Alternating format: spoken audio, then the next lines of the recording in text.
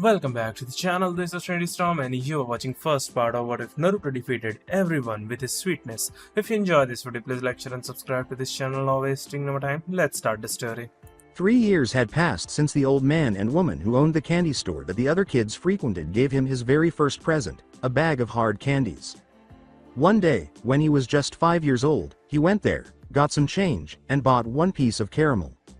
He would spend endless hours looking for dropped coins to feed his addiction, which had led to a love affair with candies of all kinds. In actuality, he was permitted to purchase the candy, which was more important than the fact that it was delicious. He even smiled when the elderly woman behind the counter asked him what his favorite candy was, to which he replied that he had never had any since then. Each time he passed by, she would have something new for him to buy, promising that he would find the one he liked best. After trying enough, he consumed a variety of candies, including licorice, gummies, sour candies, hard candies, and taffy, and he never found one that he didn't enjoy equally. They cared for him, they smiled at him, they treated him better than most people ever would. He would get glares and hurtful remarks everywhere in the village, but at the candy store, he always felt welcome and warm. The kind orphanage matron was the only one who ever treated him like this. When adoptive parents arrived, she would, for some reason, take him to the back room, buy him a bag of candy, and then simply sit next to him on the couch. She would listen with a loving hand on his head as he told her about his day while eating his candy. When he first saw the lovely woman cry, he asked her why he couldn't meet the parents like the other kids. He now regrets his question every day. She sobbed as she said, "There is nothing wrong with you. You're the sweetest thing, and none of them deserve you." He dropped the topic. He owed the matron too much and wanted a mother and a father, but not if it made her cry. He started calling the matron Cousin that day, and since she seemed so delighted when he said it the first time, it stuck. He was happy with his life, eating candy from Konoha's best store and spending adoption days with his cousin. Unfortunately, the old couple lost a lot of business and started to struggle to keep the shop afloat after people noticed Naruto frequenting it and started to avoid it. They were eventually compelled to shut down. Naruto was devastated. He held himself responsible for observing the parents of other kids giving the elderly couple sly glares, which he also received. In order to reopen their shop, the elderly couple, whom Naruto learned to call Kampeito Obachan and Ojiken, respectively, realized they had to leave the village. They said that Naruto made them think of their son, who they had lost in the Kyuubi attack, and they vowed to see him again in the future. Naruto, the Sandame, and the orphanage matron were present to bid them farewell. On the day they departed by wagon from the village's front gates, Naruto clung tightly to the matron's dress in an attempt to conceal his tears. It meant so much to him. The third had said, "Thank you for being so kind to him." After giving Naruto a nod, the elderly couple knelt down in front of him and held out a 1-pound bag of multicolored spheres as he threw himself into an embrace, smashing his bag between the three of them. Naruto's eyes glowed after the embrace was over. The couple got on their wagon and started to go as Naruto watched them go. The adults there could only think of how much more he deserved than they could provide. With tears in his eyes, 8-year-old Naruto lay on his bed. He had only wanted to purchase a piece of blueberry licorice, which he had never had before, but the store owner had chased him away with his broom. He pretended to give a free piece to every child that passed while Naruto sat on the ground outside, occasionally flashing an evil grin in Naruto's direction. A grin adorned Naruto's unkempt features as his teary eyes gazed down at the tiny red orb on his palm. The object in his hand was the only thing that could make him feel better because the day had been hard on him and he needed the solace it offered. He parted his lips and inserted it. "Cherry," he thought as he munched on his treat. "It's the last one though, so I will have to grow up. I'm starting the academy tomorrow. I have to be strong ninja don't cry and they don't need candy." Naruto dreamed of the day he would be able to see them again as he fell asleep, enjoying the candy's sweet taste as it worked its magic. Perhaps, he yawned, it's acceptable for a ninja to occasionally crave candy. Everyone in the village respects the ninja who guard them, so tomorrow he started the academy, which is the first step toward acceptance. Amy, the villager's derisive laughter followed Naruto down the street as he ran as quickly as he could from the academy gates. As he quickly headed home, tears pricked his eyes. What had he done? He only wanted to attend his classes on the first day, but the villager told him he would never be a ninja. He informed him that he had no chance and that he would personally forbid a monstrosity like him from entering the structure. Naruto would have proceeded regardless, but a growing number of people started to rally around him, shouting, "Yes, and we can't have it getting stronger." But it was what he heard beneath the shouts, the whispers they believed he was unable to hear, that really got his attention. "Demon, should have been killed, doesn't belong. Monster." In order to give the other kids a chance at adoption, He left the orphanage a year earlier and ran as quickly as his legs would allow to the small apartment the Hokage had purchased for him every day. He missed his cousin, but after one of the villagers noticed him, he felt bad about preventing the other kids from starting families. She promised to attend his birthdays but was unable to do so due to her obligations to the orphanage. He fell to his bedside and started to convulse, letting out a cry of complete despair that sent heaving sobs trembling through his body. Why him? What had he done to merit this punishment? To be damned in spite of himself in the house he loved. When he realized that he had actually eaten the last candy, he flinched back in horror and reached for his only solace. He didn't notice that his knuckles were bleeding and the tiled floor was cracked from the force of his punch. Why Obachan, Ojiken? Why did they force you to go? Why do they hate me? Why can't I have my mother? I try and try, but no matter what I do they still look down on me. Why? He cried, curling into a ball next to the bed. He mumbled to himself while holding his stomach tightly, oblivious to the slight glow there. Inside the seal, because of Naruto's strong feelings, Kyuubi was able to channel some of his chakra into the boy. He focused on warming it up in an attempt to reassure the boy, who appeared to be having a mental breakdown. It made no difference. Kyuubi stretched his senses to hear the boy mumbling to himself as he lay there. The boy said in a crazed, silent voice, "It's okay to need candy every now and then." Naturally, the child had always consumed those sweets when he was feeling particularly burdened, but that was only the issue. Kyuubi sighed. The child was in a downward spiral, his mind appeared to be broken, and there was no candy anywhere in the house. After searching his mind for an answer, Kyuubi suddenly realized that the boy's mother's side was the blood of a recon specialist. By chemically eliminating toxins from food and increasing its nutritional value, they can survive for extended periods of time in unfavorable conditions thanks to their body's capacity to absorb trace amounts of vitamins and multiply them. Adrenaline and other naturally occurring body chemicals can be manipulated to enhance perception and reflexes as desired. The boy made his ancestors proud by surviving this village despite its hatred. The Uzumaki were known for being survivors. The only reason Naruto hadn't died from sodium poisoning from eating so much ramen was because of the bloodline's ability to neutralize toxins and prevent the bearer from hurting themselves by consuming too much of anything. In addition to increasing the potency of the proteins in meats and the nutrients in vegetables, his bloodline stored the extra salt in an organ specific to his clan in case his body needed a quick sodium boost. Although his bloodline was passive, it was manipulable through training. Then there was the lineage of his father. Kyuubi grinned and said that he could give the child a sweet treat if he could change the child's blood. He could do whatever he wanted with the gift. He went to work. Amy Naruto's body felt like it was on fire, and his insides were melting as he gritted his teeth in response to an unexpected pain in his stomach. As the pain subsided, he ground his teeth so firmly that he felt parts of them chip off, surprisingly sweet parts that melted his mouth. He was soothed by the sweetness, which brought him back to a period when he felt loved. The strangest thing was that when he licked his teeth, he discovered that they were jagged and tasted sweet to the tongue. He went to his bathroom mirror, opened it wide, and then gasped in surprise. His teeth had sharp, transparent crystal-like protuberances at the tips, giving the appearance of a shark's mouth. Finally deciding to bite down, Naruto crushed the fake jaws and covered his mouth with their delicious remnants. He didn't know what had happened, but he was eager to learn. As he enjoyed the sweet taste, he forgot about the villagers. After a year, Naruto, who had been secretly playing with his odd new talent, sat by himself in his apartment at the age of 9. It was difficult at first, but gradually he started to feel it. At this point, he can only focus it on his mouth and arms. He discovered that the strange crystal jaws that formed when he concentrated on his mouth were as sharp as sharpened blades. The technique he named Sweet Tooth is something he has no idea when he will need. What excited him was the second skill, which he named Rock Candy Protection. It covered his arms with an inch-thick layer of extremely hard crystallized sugar, which he attempted to pierce with a kunai, but it held firm. The best part was that he could lengthen some pieces into spikes with enough concentration. He reasoned that this would be useful in close combat because he could still inflict damage on his opponent's fists while blocking. However, he was unable to rely on it in combat because it currently took him more than 5 minutes to complete. Since it was Sunday and he had no classes that day, he hurried to the door when he heard a knock, anticipating that the Hokage would be stopping by to talk about his academy grades. But as soon as he opened the door, he felt a hard palm strike his forehead, followed by darkness. He heard what sounded like a heated argument. As he started to re-enter reality, he made a fruitless attempt to focus on the voices, but all he managed to come up with were a few fragments of speech. Hand Ove, you have already taken, just a boy, never hurt him, slaves to our families, a place of honor. Just in time to hear the conclusion of the verbal altercation, Naruto started to fully return to reality.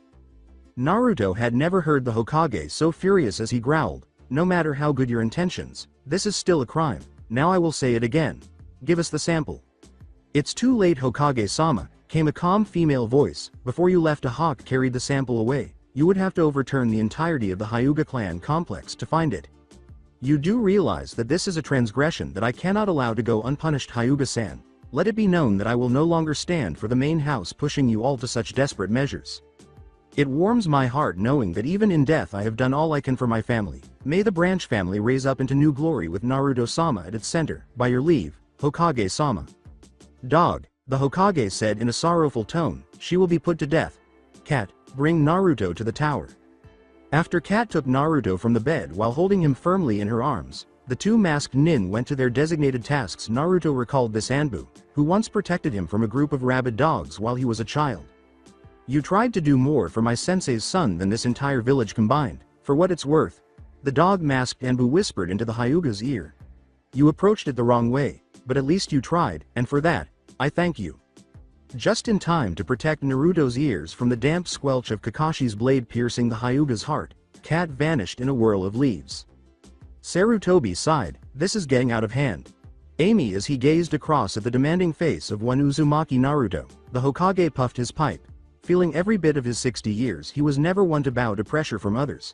He had resisted some of the world's most powerful individuals without showing the least bit of fear. However, given the life he had led up to that point and the recent incident, he could not refuse this young boy the answers he was seeking. Sighing, he acknowledged that the terrible practices he permitted to continue in his own village and this horrible incident were the result of his own ignorance. He was surprised by the Hyuga branch family's methods of rebellion, but they had to stand up and defend themselves because they had been oppressed for far too long. The fact that the Uzumaki clan evolved before others was not well known, and the existence of the clan was even less well known. Naruto's mother, Kushina, once told him that Uzumaki grew up, matured, and got married young. You were regarded as an adult in the clan at the age of 13 because of your ancestry, which Naruto inherited from Kami, to be praised. When a young nurse from the Hyuga branch family performed Naruto's physical and discovered this, they thought it might be the result of his inmate's influence. Despite being pushed into a lower position by the people he was supposed to protect, Naruto was highly regarded by the branch family, who saw him as a kindred spirit. Denigrated, viewed as less than human, and inferior to their own family. They therefore seized the chance to overcome the oppression and provide Naruto with the family he required. The same nurse was sent to take him away and remove his baby batter. They got there just in time to stop her, but it was too late to stop the sample she had already sent. She had said, enough for one surefire pregnancy. Naruto didn't need that kind of stress at his age, so Sarutobi chose to keep that information from him. He would monitor branch family pregnancies and notify Naruto when he was strong enough to defend the potential child. Naruto, he said, starting to draw the boy's attention after he had been distracted for a long time. I know you're wondering why you were taken, so I'll ask you a question to help you understand. What do you know about the Kyuubi attack? Naruto appeared to be thinking. It happened on my birthday, and they have a festival for it that I am not allowed to go to. We haven't covered it in the academy, and I never thought to ask Kasen, because she would always bring me candy and spend the festival with me for my birthday. Sarutobi had to control his rage because they were denying him the opportunity to celebrate the festival that should truly be devoted to his father and the knowledge of his glory. To ease his rage, he sighed and puffed at his pipe. The Kyuubi was a force of nature. We threw everything we had at it, to no avail. Many died, many more would never be the same again, but in our darkest hour your father came to the rescue. Gasping, Naruto said, my father? Yes, your father. Naruto, said Sarutobi, and I will tell you all about him, but first I must finish the tale. Naruto nodded, eager to learn everything he could. As I said, your father fought the demon valiantly, managing to work it into the correct position for its defeat. With hope, Naruto questioned, so he killed it and saved the village? If only Naruto-kun, Sarutobi sighed. He was the fourth Hokage, and even his strength could not match that of the fox. He had to seal the beast away, at the cost of his own life. Sadly, no normal object could hold the beast chakra. It had to be a human vessel, and a newborn at that. Don't say it, Naruto whispered, trembling in his seat with his teeth clenched. No, stop. It just so happened he had a child on the way that night. No, cried Naruto. He sealed it inside his newborn son. Naruto, you are the hero of this village. Naruto screamed, no, no, you're lying, as he attempted to run away but stumbled and fell hard on the office floor. A terrible scream tore from his throat, and he gripped his head in pain, saying, a monster, I'm a monster. In an attempt to console his sensei's son, the dog-masked Anbu from earlier emerged from the shadows, but he was cut off when a tornado of white dust started to swirl around the boy's lifeless body. Unexpectedly, it sprang up and struck his palm, leaving a nasty gash that appeared to shimmer with tiny particles of the white substance adhered to it. The tiny particles were pelting Sarutobi's exposed skin like too many tiny stones, but the Anbu couldn't feel it. He licked a finger to his mouth, then held it up to check the direction of the wind, then put it back in his mouth with a small smirk. Sugar. With morbid curiosity, Sarutobi and the two Anbu cat had arrived a moment later, watched as the sweet storm encircled the wailing boy as if to defend the boy. It started to form crystals that looked dangerous and pointed outward from his body. They couldn't see it, but the crystal jaws formed as before, and when the chakra was removed from them, they started to dissolve, bringing a soothing sweetness to his mouth. The young boy lay in a fortress of crystalline sugar as the sugar storm subsided. They were as sharpened blades, and Sarutobi quickly withdrew his finger after running it across the side of one where was all the sugar coming from, as he had never seen this done before without a medium. Kakashi, Sarutobi replied, go and bring the scrolls that Minato and Kushina left with you, as well as anything you believe would help him in his training. The dog-masked Anbu nodded quickly and left, grinning broadly behind both masks. The old Hokage sighed, it's time I did well by my charge. It's about damn time. Anbu believed that the cat was hiding her smile behind her mask. Amy, the room smelled of peppermint, and Naruto woke up in an unfamiliar bed. It was strangely comforting. He must have slept all night because as he made his way from the bed to the door, he saw shafts of light peeking from beneath a set of drapes. More significantly, the fourth one read, "My father," as he entered what appeared to be a small den with light streaming in through a large window that overlooked the Hokage mountain. For the first time in his life, he noticed the resemblance as he gazed out the window. Who would want to be father to a demon? He sneered. The voice was slack. Sensei was very excited about having a child of his own, the speaker said. When Naruto turned, he saw a tall figure lying across the couch from him. He was dressed in typical shinobi attire and had a mask covering his nose and lower face. His headband obscured the other lazy eye, which peered at him from behind a little orange book. His hair stood higher than it should have and appeared to defy gravity, hanging slightly to one side. You're not a demon, Naruto, he said with seriousness. You are the jailer and he is your prisoner. You protect this village every day just by being alive. What if the seal fails? What if it gets out? Naruto asked, glancing back at his father's face. You need to trust your father's seal. Think of it as the prison, but you are the lock he trusted you to hold strong throughout everything, so trust that he made a strong cage. With a sigh, Naruto asked, where am I, and who are you? I am Hitaki Kakashi, he said, getting to his feet, and this was your mother's apartment.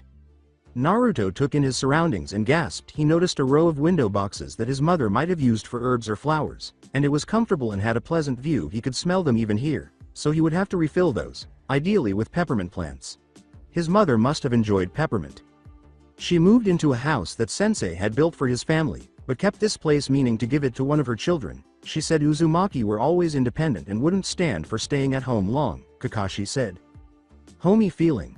Naruto sighed. Kakashi moved to the center of the room and placed 4 sets of scrolls on the coffee table. 2 of them had the kanji for sugar set on a white seal, and the other 2 had little red seals in the shape of whirlpools. Naruto also observed that the nightstand was odd.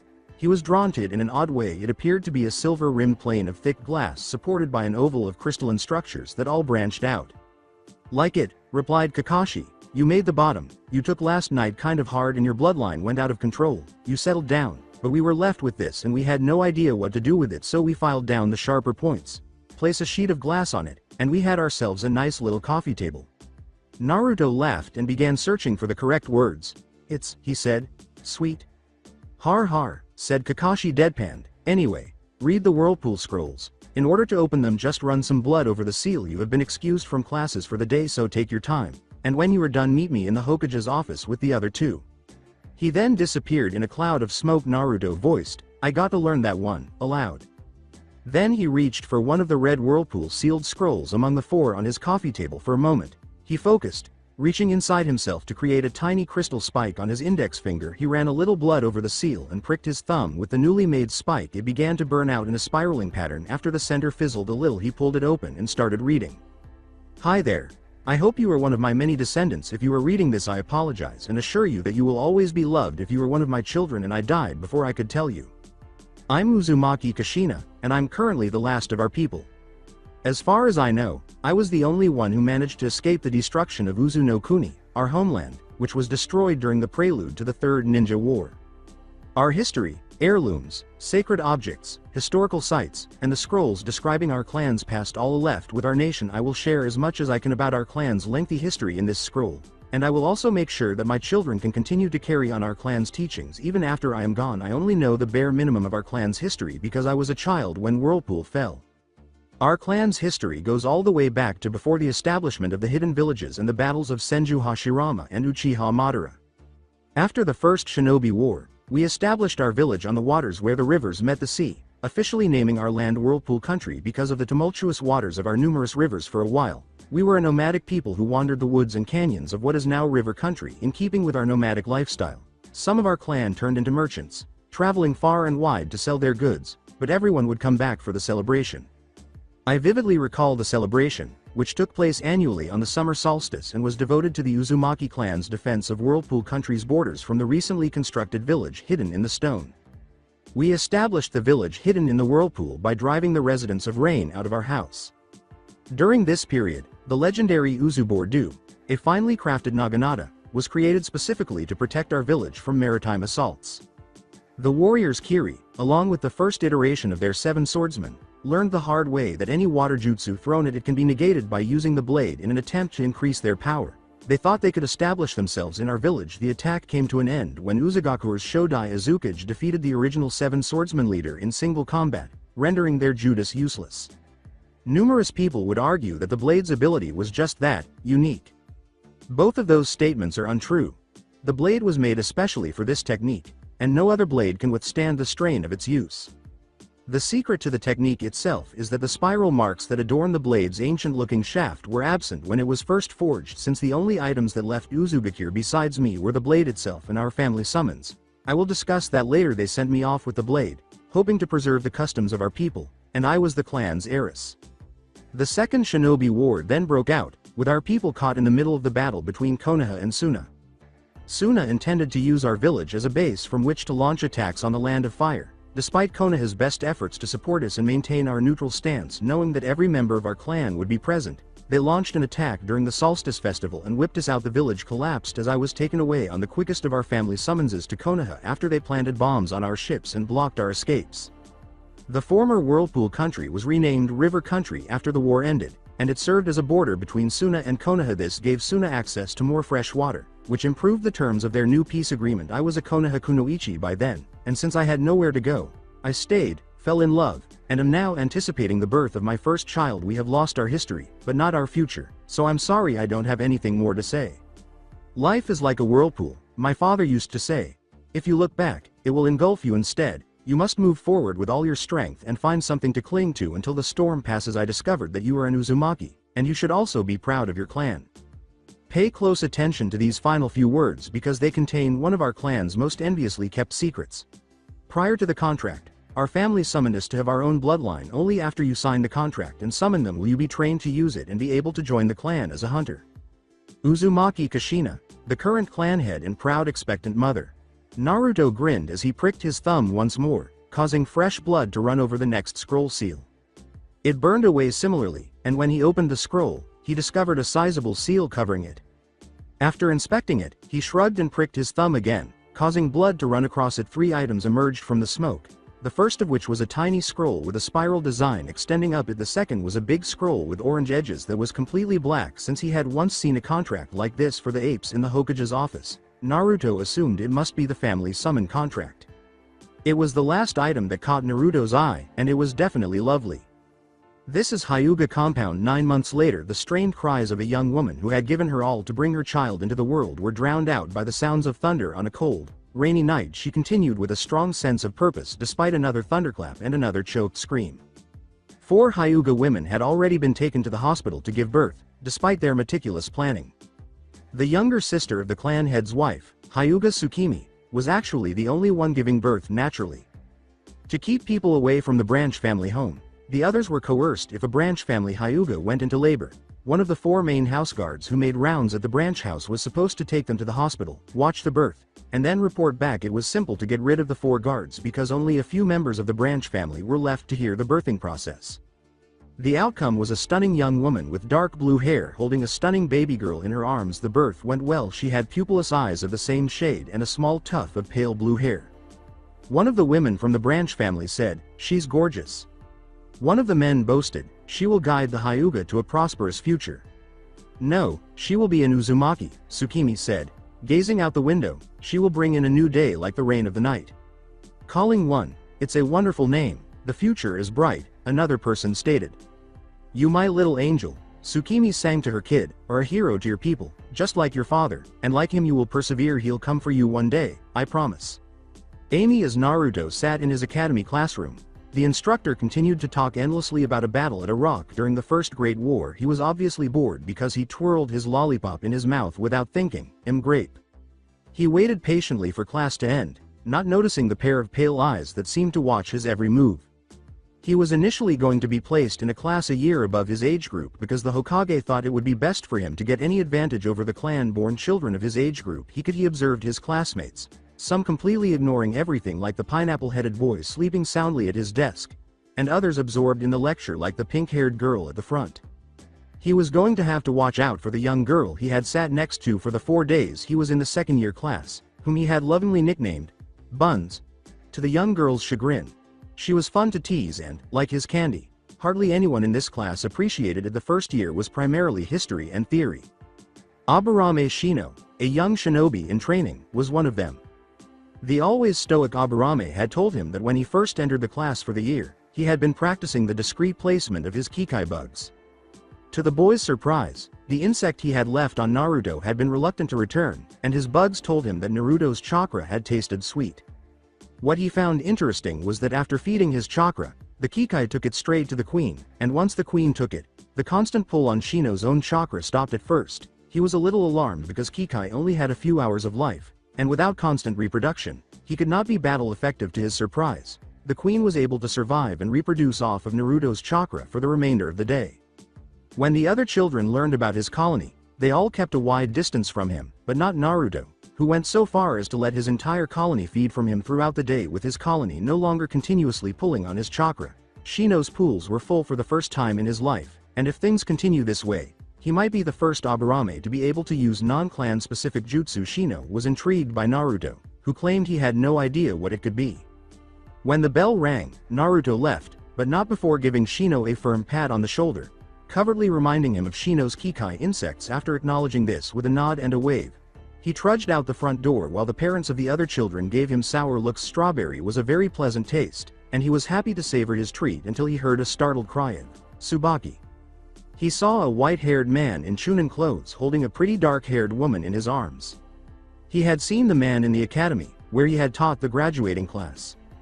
He hurried to the woman's side, ignoring the man's glare, checked her over, and before the man could react, he pricked her finger with a shuriken and took some of the blood into his mouth, while the crowd looked on in disgust.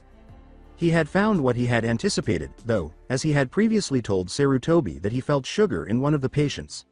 The woman probably had diabetes, and had collapsed, perhaps due to dehydration. He wasn't a doctor, but he knew that too much sugar was bad for people besides himself. "Did you know your girlfriend was diabetic, sensei?" said he. The demon Mizuki was about to scream. It calmed down and arched an eyebrow, saying, "Diabetic?" She claimed she had never felt the effects, but her grandfather was, so how can you tell? "That's a secret," Naruto grinned, "but you should take her to the hospital immediately." Mizuki nodded and gathered Tsubaki in his arms before sprinting to the hospital. Naruto simply grinned and went home after performing his good deed for the day.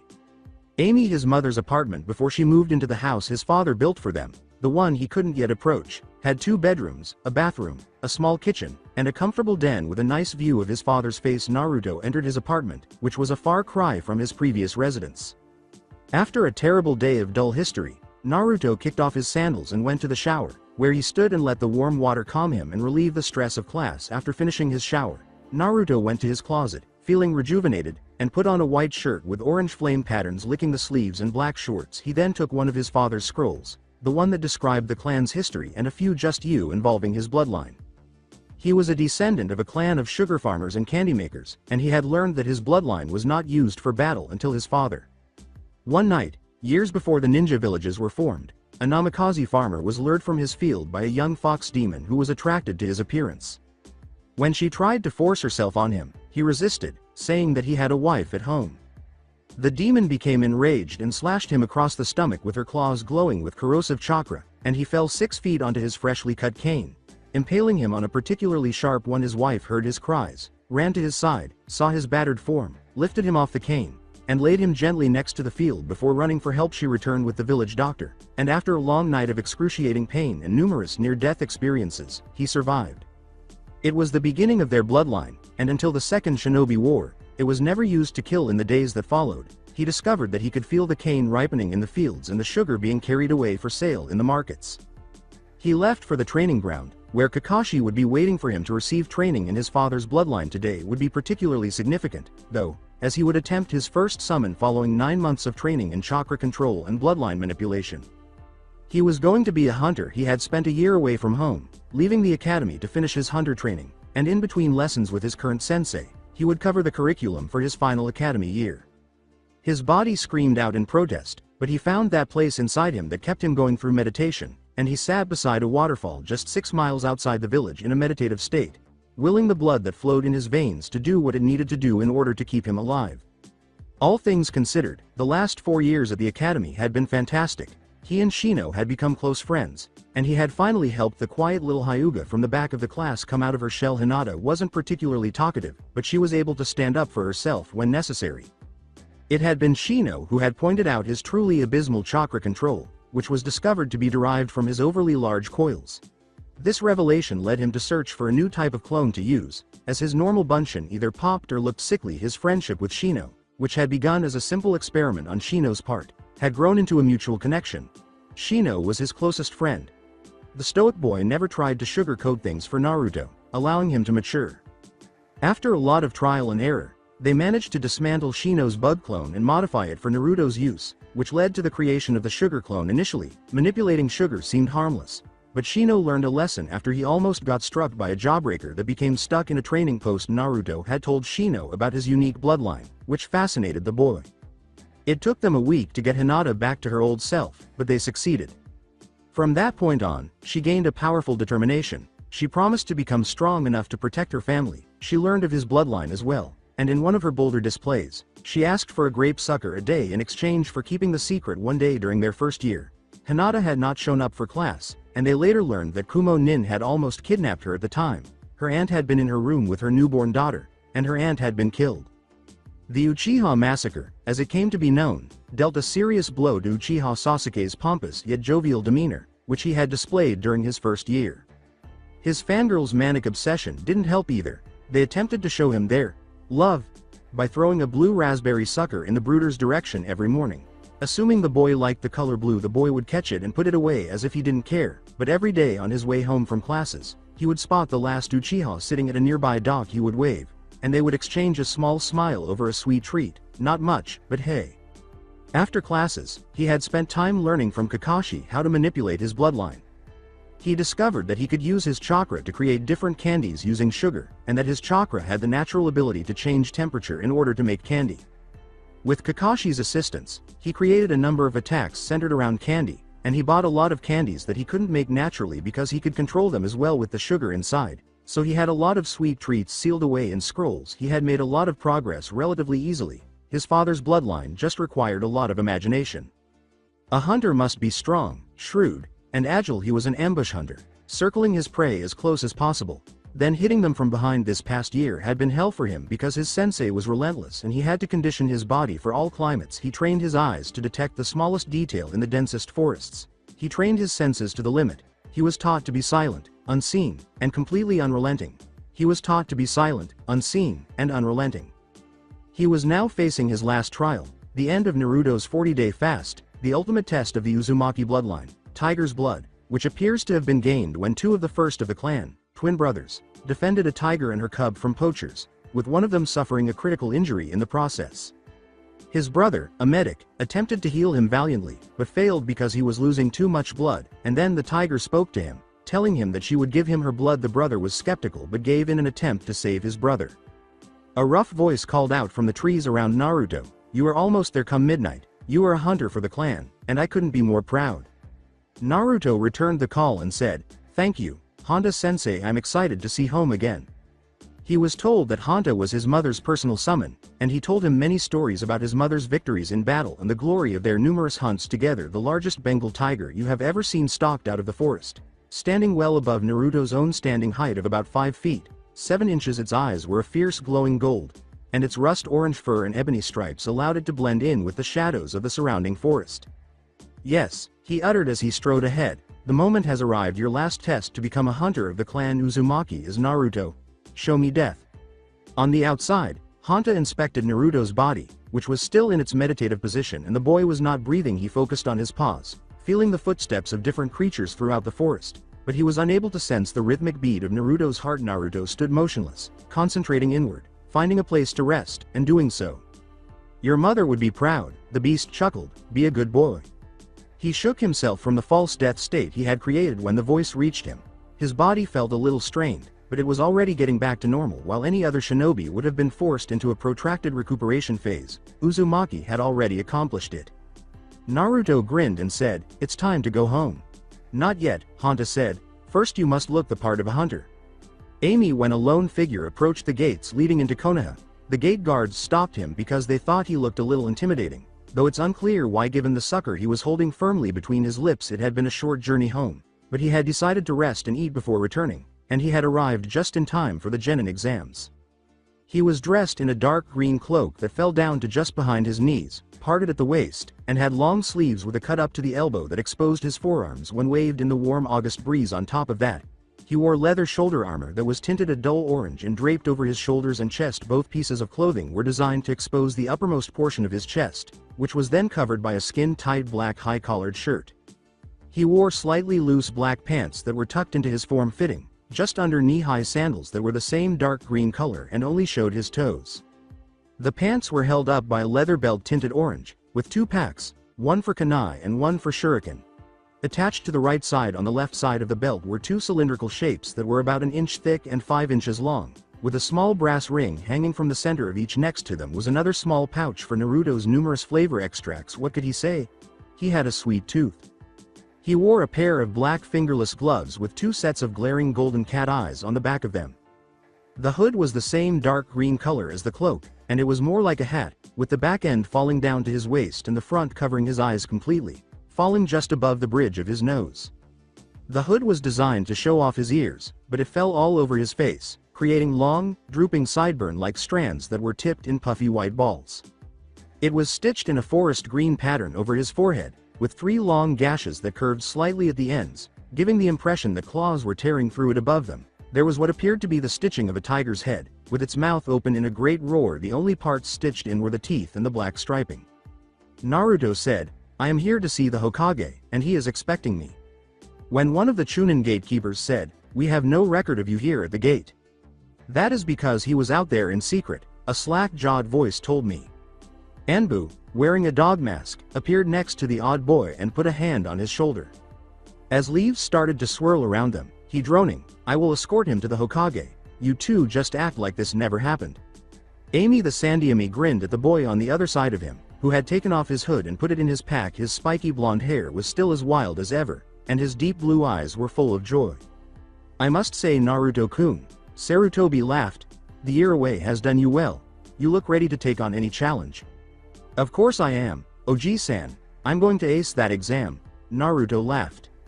The old man blushed slightly and said, "That's good to hear. It reminds me of the day your mother returned from the same trial, even though her hunter's garb was a little more provocative." "Ew," exclaimed Naruto, "Oji-san, please stop thinking shady things about Ka-san." Both the Anbu behind him and the elderly Hokage laughed. Sarutobi grinned and said, "All right, Naruto, let's get back to business. It looks like we're having trouble. You missed the genin exams and are 1 day late."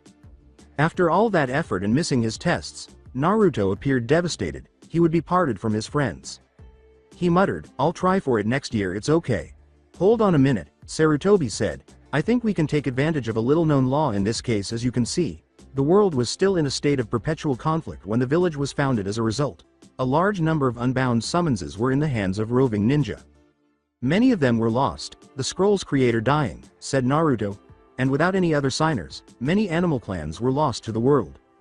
"Correct, Naruto-kun," he grinned. "As I mentioned earlier, Konoha had offered a residence to any ninja with a contract as long as the summoned clan pledged loyalty to Konoha and the contractor and their deceased were safe inside its boundaries according to their level of expertise.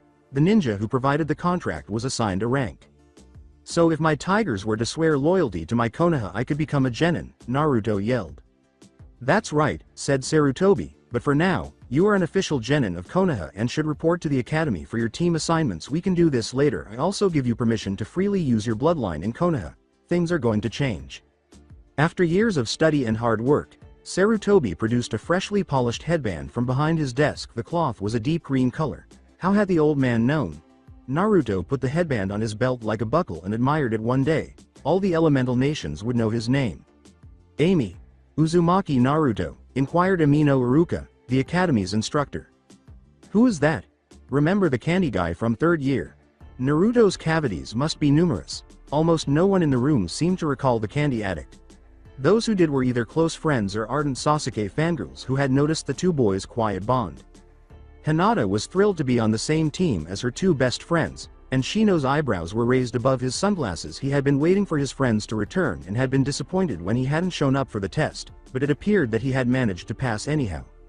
Even Mizuki smiled when the boy was mentioned. Tsubaki, his true love, was diagnosed with type 1 diabetes 5 years ago. On that same day, it seems that she collapsed due to a complication of the disease called diabetic ketoacidosis, and they informed him that she could have either died or fallen into a diabetic coma if he hadn't gotten her there quickly. Your sensei will be Yuhi Kurenai. I have no idea where your last team member is. Bu. The door suddenly slammed open, and a green blur rushed in. Landing in a heap, his hood fell off, leaving him with his left eye at his earpiece. Staring up at his classmates' laughing faces, he saw that Shino and the Uchiha were still staring at him with calculating eyes, and Hinata suppressed a giggle. He stood to his full height, shocking the students by being just as tall as Shino, the tallest student in their year. When Iruka saw the boy reaching for his belt, he was about to stop him and ask him where he had come from, but he was startled when he produced 3 short wooden sticks that were as long as his middle finger and as thin as straws. As the 3 sticks floated in front of him, the class watched in awe as a white crystal-like structure formed on his hand and then began to fall away to form ovular-shaped grains of white sand. He reached into his pack again and took out 3 small squirt bottles, and after a slight squeeze, 3 streams of fluid appeared floating in the air next to the sticks. Naruto was having a great time. He had always wanted to show off his bloodline because it was so much fun to use. He was always a little sad when the other clan kids showed off their special jutsu, and it always made him feel bad to know that he wasn't as good at it. Shino watched as Naruto worked. He had seen it done before, but he always appreciated the artistry with which Naruto created his simple treats. He saw the ovals of sugar bubble lightly as Naruto applied heat to his chakra, and then once the cooking was complete, he spun them quickly to cool using his sugar control to keep the malleable sweet in shape. He remembered that Naruto had told him that he mixes all his flavorings with light corn syrup, a crucial ingredient in the making of the suckers. With a flick of his wrist, Naruto launched the 3 flawlessly smooth suckers, one a light fog red, one a deep violet, and the final one an airy blue, into the air. Boysenberry. Shino skillfully caught his in his mouth, enjoying the taste. Hinata licked it experimentally, catching it between 2 fingers. Grape. Sasuke, on the other hand, twitched his lips in a smile and pocketed it after catching it lightly in his hand. So it is you, Naruto. In the flesh, he replied, glad to see you graduated, wouldn't want to leave you too far behind, what with all the training I have done this year. As if I wasn't sitting at that dock, obediently waiting for your return. Sneered Sasuke. Additionally, I have been training. Naruto remarked, I would have been disappointed if you hadn't, as he headed up the aisle to join his friends. No one paid any attention when Naruto dropped a small bag into Sasuke's hand with a note that read, I missed a few days. The people who watched the exchange were shocked because it was the most that anyone had heard Sasuke say, and their banter was almost playful. Some members of the Sasuke fan club were curious to learn more about the boy, hoping to gain some insight into the mind of their beloved, while others were looking at Naruto in a new light, already on the verge of making plans to get some sugar from the boy. Sasuke grinned, a genuine smile that lasted only a moment, but for the first time, he felt like he was no longer alone. The bag was brimming with the airy blue hard candies.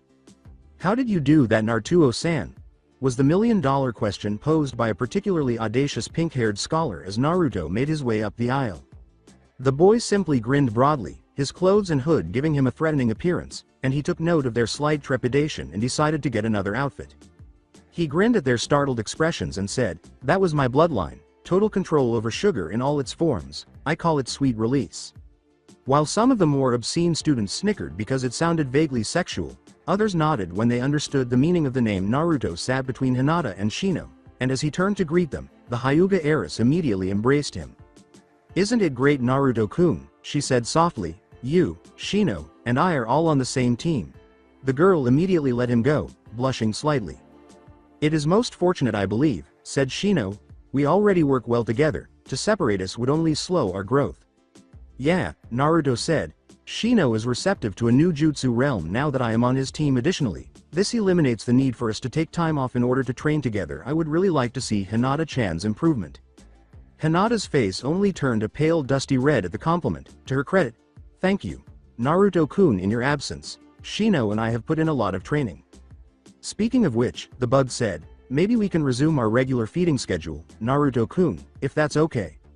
After a moment of staring, Naruto remembered and offered Shino his hand, which the boy accepted as a small group of Kikai bugs crossed. A few students turned away in disgust, but they ignored them. Shino grinned behind his collar, remembering that he had missed Naruto. The Hokage had called a meeting, so Iruka told the students that they would be meeting their senseis here tomorrow at noon. The students filed out, with Naruto trailing behind, followed by Hinata and Shino. After saying their goodbyes, they left, with Shino going to tell his parents how the day had gone and Hinata asking for more advanced training in their clan taijutsu, which she had been excelling at. Just a few blocks down the road, Naruto heard someone calling out to him as he was leaving the academy's gates, having decided that this was as good a time as any to buy some extra clothes. He turned and saw Mizuki-sensei waving him down. "Naruto," he said, "where were you going?" Naruto paused, thinking, Mizuki-sensei, he appeared familiar, and then it dawned on him. "Ah, sensei, how is your girlfriend?" The boy cursed himself for the umpteenth time for ever falling for all that demon nonsense, and Mizuki sighed that the health of a woman whose name he didn't even know was the first thing that came to mind. "She is fine, Naruto-kun," Mizuki said with a grin, "but if you had not informed me of her condition, the doctors say she could have died." After a moment of solemnity, the boy smiled broadly and said, "I'm glad she's okay. Then does she enjoy candy?" The boy's shadowed features and toothy grin gave him a more insane than joyful appearance, and Mizuki shuddered a little. "Naruto-kun," he uttered hesitantly, "you can appear a little spooky in that attire regarding your inquiry. She loved strawberries and used to like hard candies, but candy stores don't tell you how much sugar is in each candy. Therefore, because of her condition, she had to give them up." Naruto snapped his fingers and said, "That's sad. Candies are so nice. How about I make her some? Since I use my bloodline to make them all, I can control the amount of sugar in each piece." "That would definitely cheer Tsubaki up," Mizuki grinned. "Could you, Naruto? It would have great significance for us both." "It's easy enough for me," Naruto chuckled. "I can have a bag made ready tomorrow before we meet our new sensei, and if you let me know where you live I can deliver a fresh bag a week, with a uniform sugar content of about 2 teaspoons. "That's fine, Naruto. We have a chart for that sort of thing," Mizuki responded. "I feel bad having you do this without payment though." "Well," replied Naruto, "I was looking to purchase some new clothing. If you could point me in the direction of a shop that doesn't, well, I'm sure you know." With a dejected smile, Mizuki said, "Yeah, Naruto, I know. I also know just the place for you." Amy with the name Wolf Claw Weapon Shop, emblazoned on the corner of one of Konoha's numerous back roads, Naruto stood in front of a small storefront. The words were as sharp as if they had been clawed out by a wolf, and he watched in fear as his silver-haired sensei pushed him through the door. It appeared to be a very prosperous establishment, the kind of establishment where he would be refused service. The smell of steel and leather hit him instantly. The entire shop was lined with weapons of all kinds, and down the middle was a long, double-sided shelf brimming with scrolls about weapon forms, care, and even forging. Between the scrolls and the weapons were racks of clothes. He had been distracted by the numerous shiny tools of death and was about to ask for assistance because he didn't know what to get when his hood was pulled off his head with a cry that said, "It's you." Naruto, furious that his hood had been taken, turned around to confront an irate Kunoichi, who was dressed in dark green pants and a Chinese-style sleeveless pink blouse that fit her figure well. Naruto was forced to look away when he noticed her dark brown hair held up in 2 Chinese-style chignons. "Buns," yelled Naruto. "Don't call me that," the girl snarled, "I'm Tenten." Naruto said, "But you have such cute buns," laughing. Tenten turned back to him, flushed red-faced with embarrassment and anger. Did he have to say it that way? People often misunderstand when he calls them buns. "Don't call me buns, damn it," she menacingly said. Tenten, could you help Naruto find some clothes more suited to working within Konoha, his current clothes, was Mizuki's decision to step in at that point. Make him appear to be a spooky stalker. I concur. In any case, how does he see in this? She gave him a look of appraisal. He had matured since she had last seen him, and his form-fitting top left little room for imagination.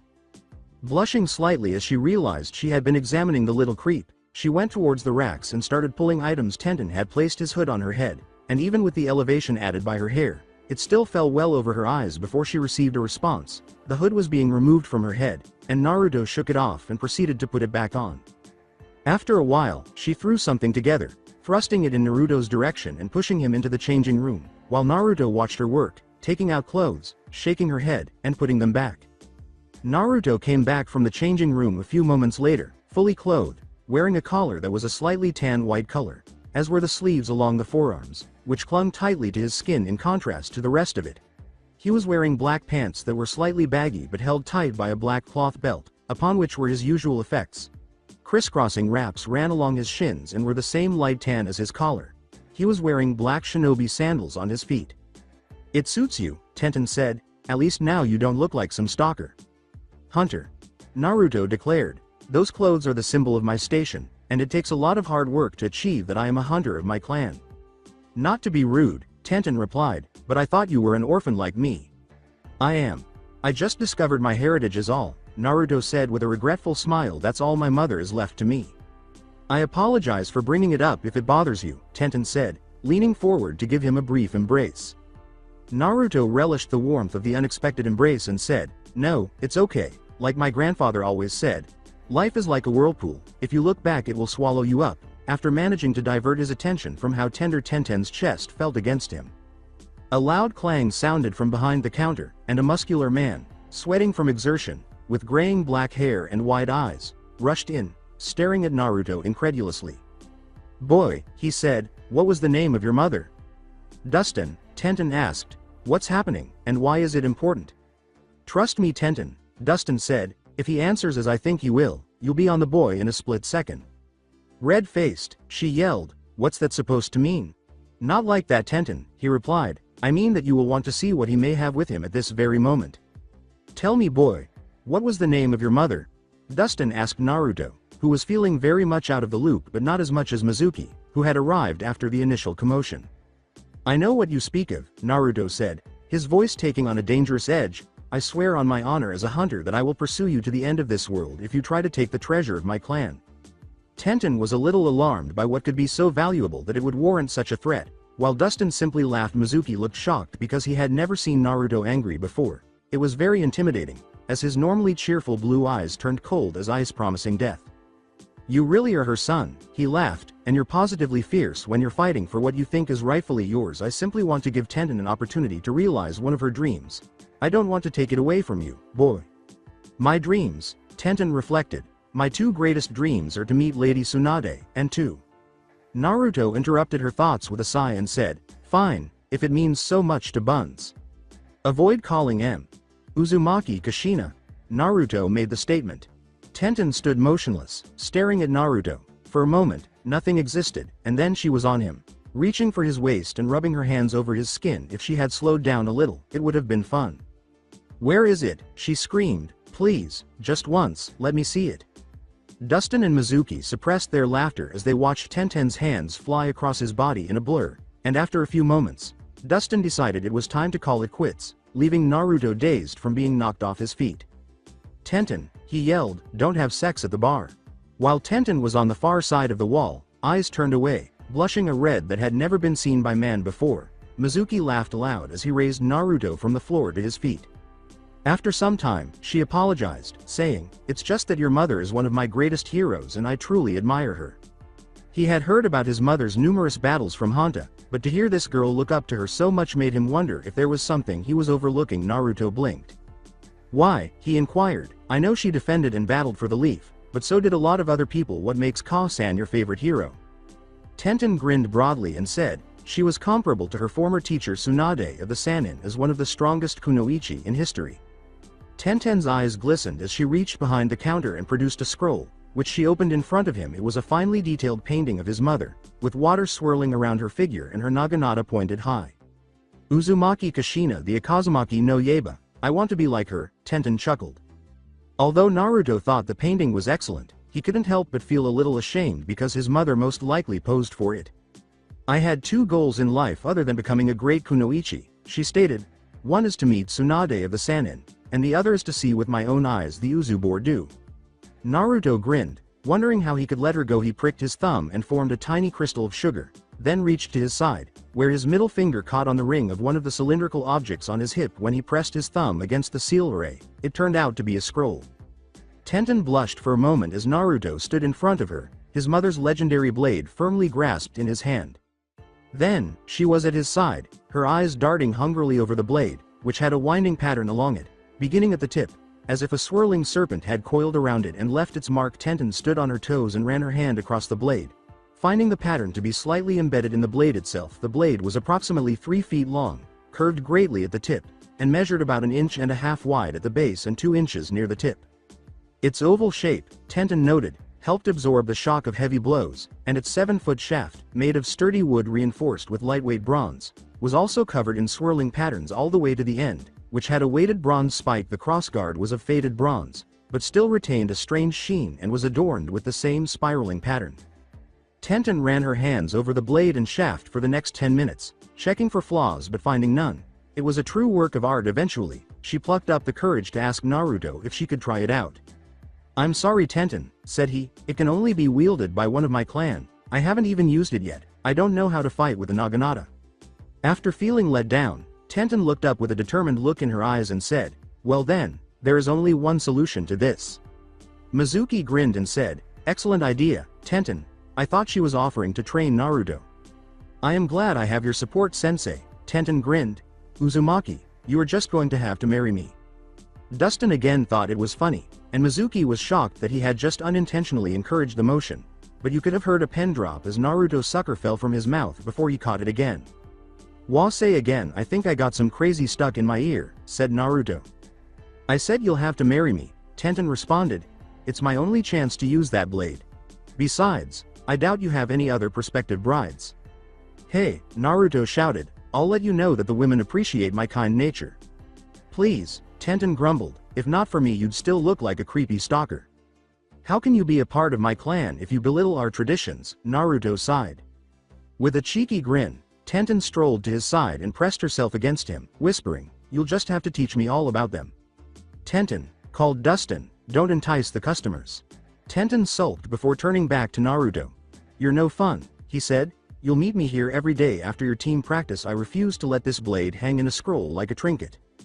Yes ma'am, he said, his face flushed as she walked back behind the counter. The girl laughed and said, so obedient, I'll be an Uzumaki yet.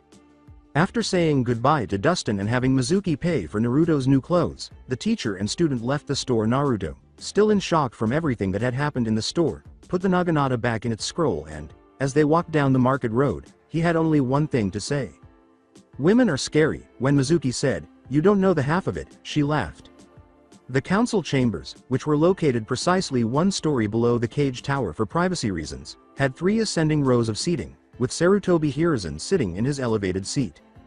The first row was made up of members of the various guilds of Konoha, with the largest being the Merchants Guild, Blacksmiths Guild, and Chefs Guild.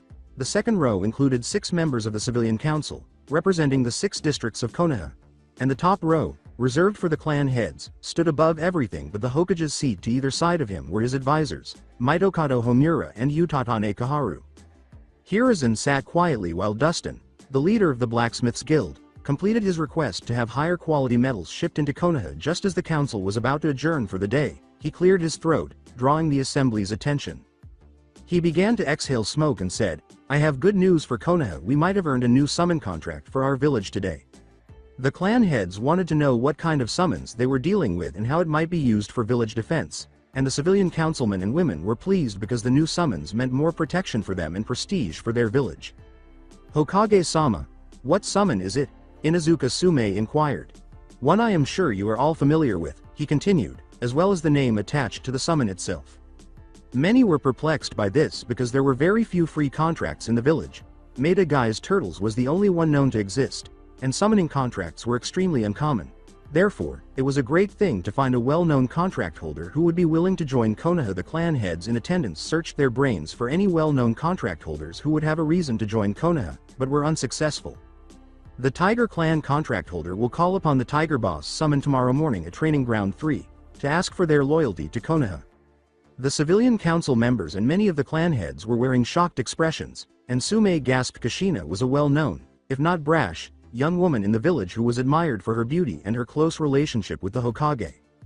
Sume began, "Hokage-sama, that contract belonged to." "Yes," he replied, "your teammate Uzumaki Kushina.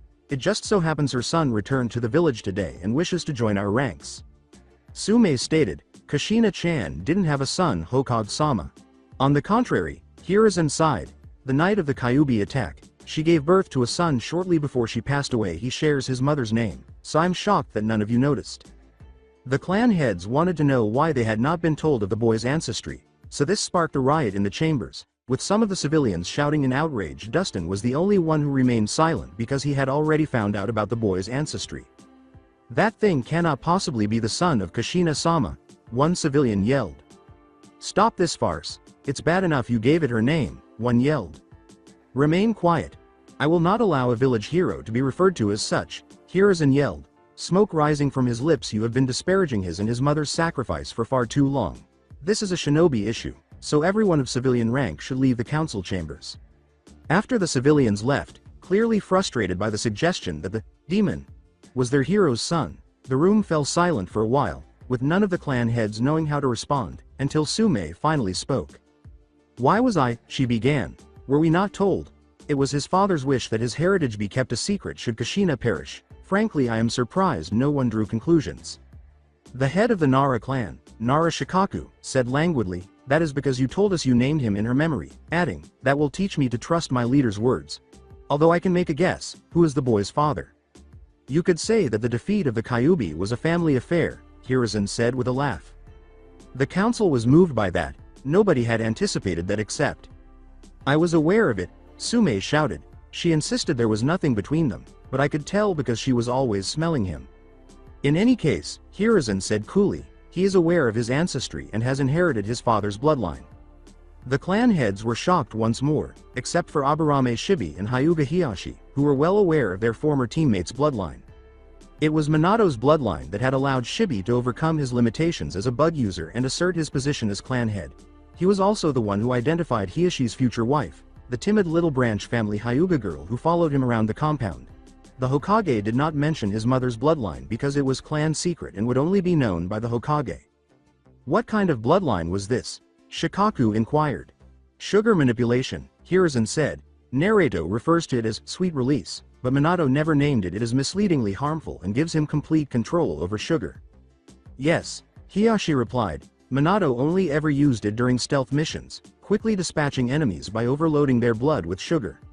According to Hiruzen, Naruto has found many other uses, citing his mother's wandering mind and his father's work ethic. While many of the techniques are not very useful in combat, the others are very helpful. Akamichi Choza chuckled, "It sounds pretty useful to me already. He ought to be granted clan status," Sume said. "I've been trying to find a way to assist the boy, if only because of his mother's name. Since my adoption bid was denied, this might be my only option." Hiruzen sighed and said, "I would love nothing more than to give him everything he had coming to him for his service to this village, but the civilian side of the council currently holds far more power than it ought to. He would be shot down if anyone tried to assist him." "This is a shinobi village, Hokage-sama," Shibi said. "It stands to reason that we should not have to bow to the will of the civilian populace in matters of village protection. Unfortunately, the more ambitious members of our civilian population took more power than their station requires. After Minato's death and my hospitalization due to injuries sustained during the attack, the Hokage side, my advisors were the highest authority in the village. Because of the Kage's death, the council was left to its own devices while they worked to get the village back on its feet. A mistake we regret every day," said Kaharu. "They have no place meddling in shinobi affairs." "There is good news, though," the Hokage said, "because an outside force is influencing their votes. I think that funds intended for Konoha's improvement are being diverted elsewhere." He sat motionless for a moment, scanning the room for any signs of trouble, and nearly wrote it off as paranoia when he spotted a darker than normal shadow close to the ceiling. He sighed, pretending to be uninformed, and then he sat back in his chair and said, Shikaku ceiling 8 o'clock. There was a soft gurgle before a black-clad figure, who appeared to be an Anbu member, was flung into the center of the council chamber, and the illusion would have been complete if not for the nay symbol on his blank white mask. The lazy Nara flashed through a set of 3 hand seals as his shadow shot up the wall at insane speeds. Danzo and his root agents manipulated the council in order to gain more power in village matters, Sarutobi said. Sume snarled, "Why can't we just arrest him? Undermining village security is treasonous."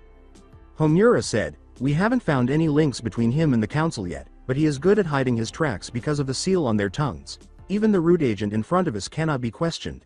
We are unable to identify him in any way." "But we are working on it," said Kaharu. "Even now we have many eyes and ears in the village waiting for one of his people to slip up." "There is one last thing that must be brought to your attention," Hiruzen said, "and it's a good thing that we removed our little bug beforehand, as this is the most sensitive information you will be given tonight." The council was completely captivated. Shikaku was even giving the Hokage his full attention, and they were all thinking the same thing. What could be more sensitive information than the fact that their late Hokage's son was alive? Noting Hiyoshi's quiet ire at the topic, the Hokage stated, "I must start with Kumo's attempted kidnapping of the Hyuga heiress." That night, not only was the heiress targeted, but an unmarked branch family child as well. "My niece," Hiyoshi snarled, "was my wife's sister's mother. A second Kumo shinobi stabbed the woman and took her child." To the surprise of the council, Hiruzen remarked, "That is what you were led to believe, but your sister-in-law and niece were still alive when the daimyo demanded your head, Hiyoshi. We threatened to give them mine after my Anbu captured the second Kumo shinobi, who turned out to be their cousin." Asked by Inoichi, the head of the Yamanaka clan, "Why is all this such sensitive information?" "Sure, it is a surprise, but hardly village secret material," he said. The elderly Hokage laughed and said, "Hiyoshi, who is your niece's father?" They had been trying to mend the rift in his clan, but if this was any indication, they still had a long way to go. The head of the Hyuga clan appeared thoughtful for a moment, searching his mind for the solution and finding nothing. He sighed sadly, "I am sorry to say I do not know Hokage-sama." "You see," Hiruzen said, "about 4 years ago the branch family of the Hyuga was quite desperate to be free of the main family's tyranny." Hiyoshi leaned back a little in his chair. The village knew about his clan's savage ways, and although they were disapproved of, most people chose to ignore the noble clan's heinous deeds. "Stand tall, Hiyoshi," Hiruzen reprimanded, "you have made great strides in this area. The families will soon be combined. As I mentioned earlier, they believe that a particular person could be used to create a new clan and bloodline because of exceptional circumstances. I assume you're all aware of the theory behind the origin of the majority of bloodlines." "Yes, Hokage-sama," replied Sume. "It is believed that long ago pacts were made with summon animals, and..." As realization dawned on the rest of the council, Hiruzen gestured for Sume to continue, and she gasped, shaking her head slightly as her hand went up to her mouth. She uttered the words, "Demons." "Yes," the elderly Hokage sighed, "our very own Uzumaki Naruto is the father of Hiyoshi's young niece, Hyuga Amaya." There was a pregnant silence in the council chamber as everyone took a moment to absorb the information. Once more, nobody knew how to react, but they were all grateful that the civilians had left the council chambers. "Hokage-sama," Kaharu said hesitantly, "would one parent dominate the other, or would they cancel each other out? What about the child whose parents already had a bloodline?" "She has both the Byakugan and the Sweet Release bloodlines," the Hokage said, laughing at their astonished expressions. "Impossible," Hiyoshi said, "two bloodlines cannot live together in the same body." "That is where you are wrong," he said coolly. "You see, there are 3 different kinds of bloodlines: those that have a direct connection to the body, like Dead Bone Pulse from the Kagaya clan; those associated with the individual's chakra, like the current Tsuchikage's Dust Release bloodline; next are dojutsu like the Byakugan and Sharingan. We discovered that each type of bloodline can only be carried by a single body. Meaning she has one chakra-based bloodline and one eye-based." Sume chuckled. "If they were going for pedigree they could have tried to fit a third in there. Who would have guessed that the Bane of Konoha would be the beginning of a clan that held 3 powerful bloodlines?" The civilian council would have a fit when they found out. Hiruzen laughed too, sharing a look with Sume, who knew and apparently found it hilarious. "Where is my niece and her mother?" Hiyoshi inquired. Hiruzen said, "They are both safe, living at an undisclosed location in the village. Her mother is not in good condition, but we are not sure how much longer she has left because of her injury, which left her weak. In order to protect Amaya from being branded, I must ask that you refrain from approaching them. They are under my protection, and although things are better in your clan, they are not doing so well." Hiyoshi nodded. The Hyuga Council had far too many skeptics, despite their continued efforts to outlaw the caged bird seal. Councils, Hiyashi sneered to himself, seem to be more harm than good all the time. The old man stated, I will let Naruto meet Amaya when I think he is ready, or if her mother dies he won't be able to claim her as his own, though, until he is strong enough to bear his own name. This meeting has ended. Please keep your eyes and ears open, and don't discuss anything you heard today. Change is coming to this village, and it won't happen easily. Amy, as he stretched his morning aches away, Naruto yawned and stumbled into the den wearing only a pair of black pajama bottoms. He went to the window and threw it open, feeling the warm morning breeze against his chest. The wind mingled with the scent of the peppermint plants outside the window. The sharp scent helped him wake up, and he looked out at his father's face, feeling as though they were both there with him, his mother holding him in a tender embrace while his father proudly watched. As he watered the little window boxes, he said, I'll make you proud. It was 10 in the morning, and he had a few hours before his first team meeting, so he took a final deep breath, closed the window, and went to the shower before getting dressed and putting on a forest green version of the clothes Tendon had picked out for him. He had a few colors for variety and situational uses. He grabbed a bowl, a box of cornflakes, and a carton of milk from the refrigerator, and poured himself a bowl of milk before reaching into the cabinet for the sugar. Taking advantage of the opportunity to practice his bloodline, he manipulated a strand of sugar into his bowl. Then he stopped and shrugged, making a quick motion with his hand as almost a cup of sugar fell on his cornflakes. He then took his bowl, spoon in hand, into the kitchen, grinning maniacal. He was about to bite into something when someone said, You know that you have a problem? Naruto laughed and said, So do you, Kakashi-sensei, but should I constantly bring up your chronic masturbation? As he leaned against the wall close to the door, the masked shinobi said, Yes, you keep saying I will go blind in one eye. Naruto smirked and said, Well, you will, before starting to eat his cereal. And you would be dead of sugar overload if not for your bloodline, said Kakashi. Naruto remarked, Too bad for you, in between mouthfuls. There is no bloodline for porn addicts. Once again your lighting quick-wit leaves me speechless, Kakashi said. Hurry and finish your breakfast, you were due to demonstrate your summoning an hour ago. Why the hell wasn't I informed? Naruto asked, his mouth hanging open as he hurried into the kitchen to wash his bowl.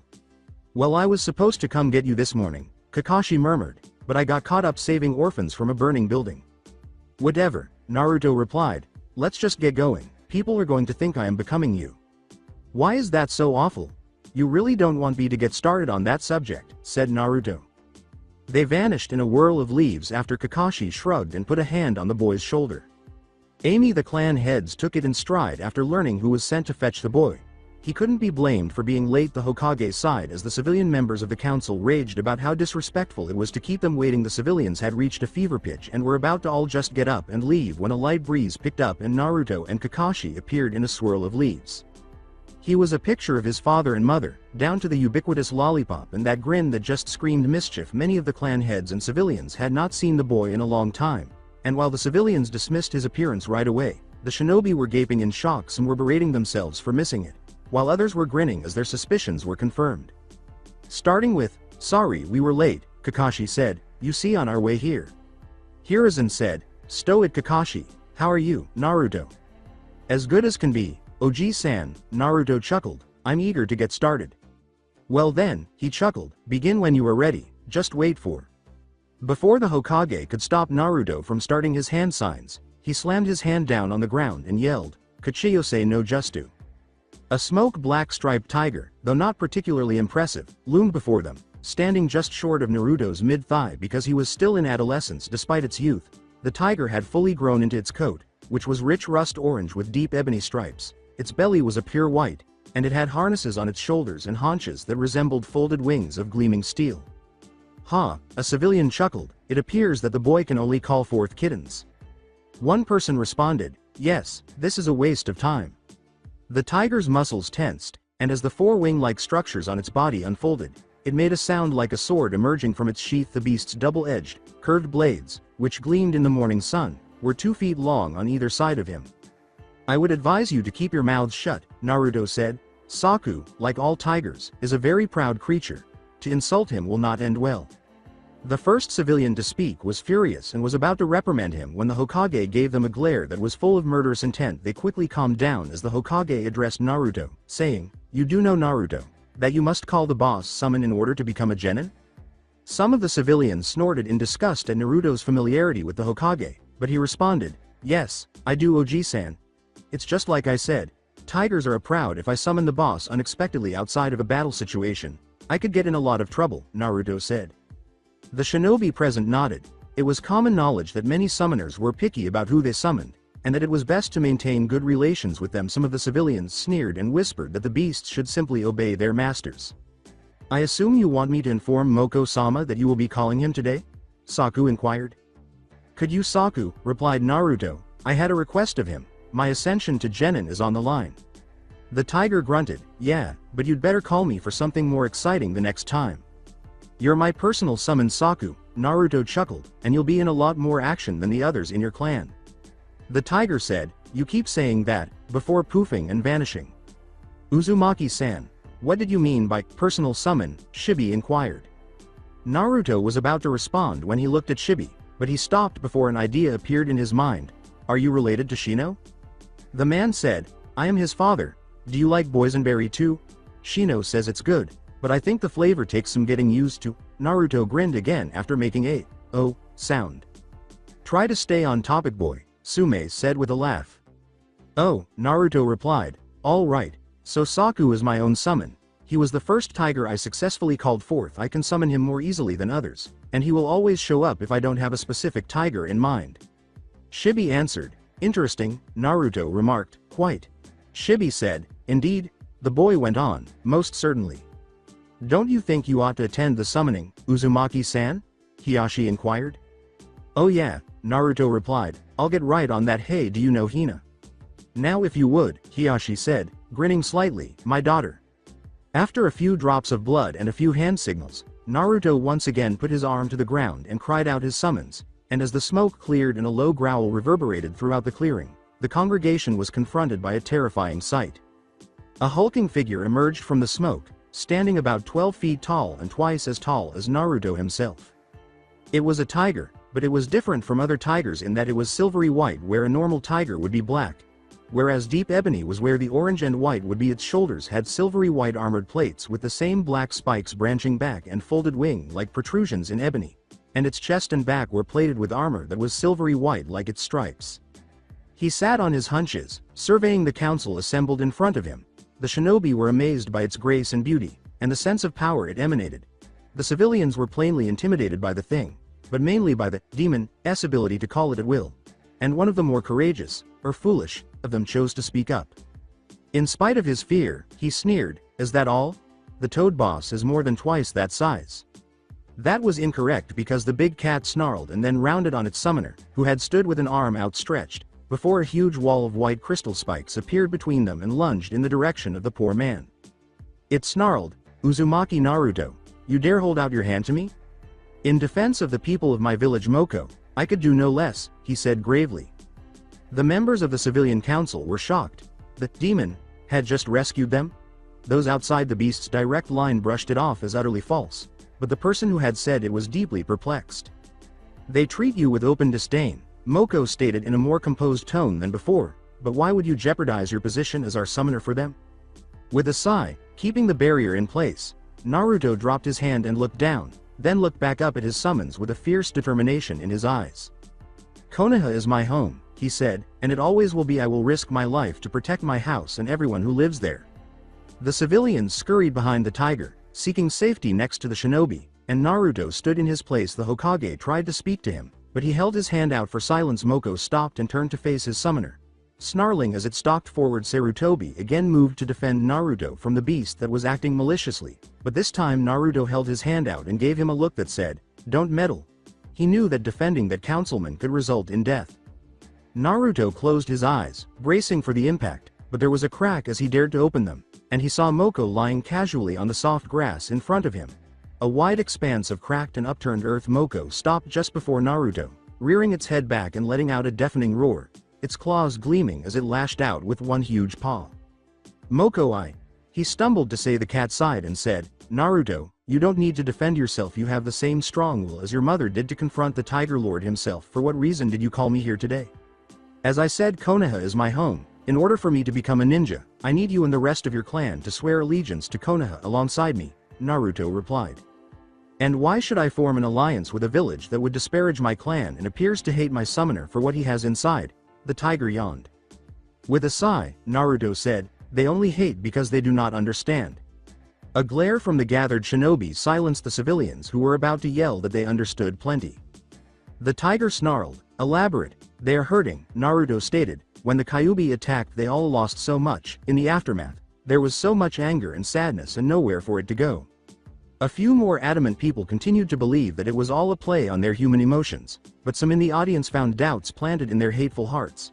None more so than the man whose life he had saved. The civilians were perplexed once more as the demon appeared to show sympathy for their loss. After all, a demon would never feel regret for the people it killed, so why was his voice so painful? They have taken a lot from me, Naruto remarked, fighting back tears, but they also suffered a great loss. I am aware that it might take some time for them to realize that I am not the demon, but I want to show them that I am, and being a ninja would help me achieve that.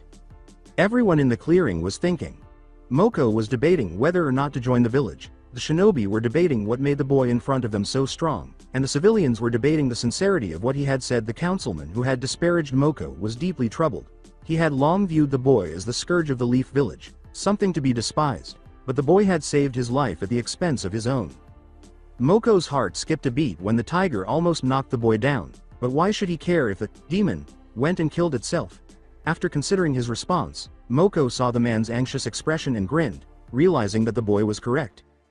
Very well, Moko remarked, the tigers will also establish Konoha as their home if the Uzumaki clan is to call it that. The tigers will remain devoted to Konoha as long as the Uzumaki are allowed inside its boundaries, because our two clans have been together for far too long to break off relations here. The Hokage began, we are all very happy to hear that, Moko-sama, I hope. A particularly racist villager said, wait, adding, we ought to hold a vote on whether or not they belong in Konoha. Many of the civilians nodded their assent, though some hesitated, not wanting the demon to gain any higher standing in the village. The Hokage and clan heads were indignant as Naruto looked crestfallen. Hiruzen snarled, that is absurd. There has never been a vote like that since the first Hokage established our laws. Hold on, Lord Hokage, Moko laughed, let them have their vote. I would like to see if young Naruto's words ring true or not. When Hiruzen noticed that the large cat's eyes were gently fixed on the civilian council member that Naruto had rescued from him, he understood what the summon was attempting to accomplish. It was a risky but worthwhile endeavor. Naruto needed to know that his objective wasn't as ambitious as it appeared, that attracting attention wasn't as difficult as he had imagined, and Moko needed to know that he wasn't committing his clan to a village that wouldn't respect them or their summoner. All right, he said, those who support the Tiger Clan joining Konoha should stand next to me on the left. Please stand next to Naruto's wall if you're against it. The attendees were divided. The leaders of the Blacksmiths Guild, the Merchants, and the Chefs Guild stood close to the wall, where the issues were. The council consistently reached a tie in issues pertaining to the young Kyuubi Jinchuriki, with two guild leaders supporting the civilians who consistently voted against it. The clan heads were all standing by their Hokage because they recognized the importance of having a new summon clan. However, it appeared that today was different. One man stood motionless in his initial position, his hands clenched as he stared at the ground. The day had shaken his beliefs. He knew what was right, but if he took it as fact, he would turn into a monster because he had repeatedly denied an innocent child a loving family, purposefully helped to ostracize a young boy who had done nothing wrong, and forced those who helped him into bankruptcy. He approached the group of shinobi slowly and cautiously, avoiding them entirely as he stood in front of Naruto, and everyone watched in anticipation because he was the only one who had not yet cast a ballot. My name is Haruno Shuji, said the individual. I have sat on this council for years believing I have been doing what was right by my village and family. Knowing that Shuji had always stood by them in keeping the boy in his place, the civilian side grinned and awaited his next statement. I was wrong, he sighed, I didn't realize how big of a mistake I was making until today. I foolishly blamed you for the attack that killed my brother. If he were still here, I'm sure he would be embarrassed by me. For almost 14 years, I have been making every effort to make life more difficult for a boy who merely desired acceptance and who deserved much more than we could ever provide. Since Moko had a self-satisfied smirk on his maw, everyone was standing slack-jawed. At this point Hiruzen grinned subtly as he watched the man cry uncontrollably. As he had repeatedly stated, Konoha was about to undergo change. I hope you can find it in your heart to forgive me one day, but I would understand if you don't, Shuji said, bowing at the waist. Undoubtedly, Naruto was taken aback. He had never imagined that this would occur, at least not so quickly. He extended a trembling hand and placed it on the man's shoulder. The man looked up, expecting a frown or glare, but instead saw Uzumaki Naruto's radiant smile. "It's all right," he said with a laugh. "Would I be here today at all if I were a resentful person? I apologize for your brother, Haruno-san, if that's worth it." The man nodded and grinned back at the blonde boy who was wiping at the tears that were still in his eyes. He laughed a little to himself and moved to stand beside the shinobi where Hiruzen was grinning proudly. "Well," Moko replied, "it would seem that the vote has been decided, and the Tiger clan shall be loyal to Konoha, though first and foremost the Uzumaki clan." Hiruzen glared at the civilians who tried to protest, saying, "Understandable Moko-sama, this is a great day for Konoha."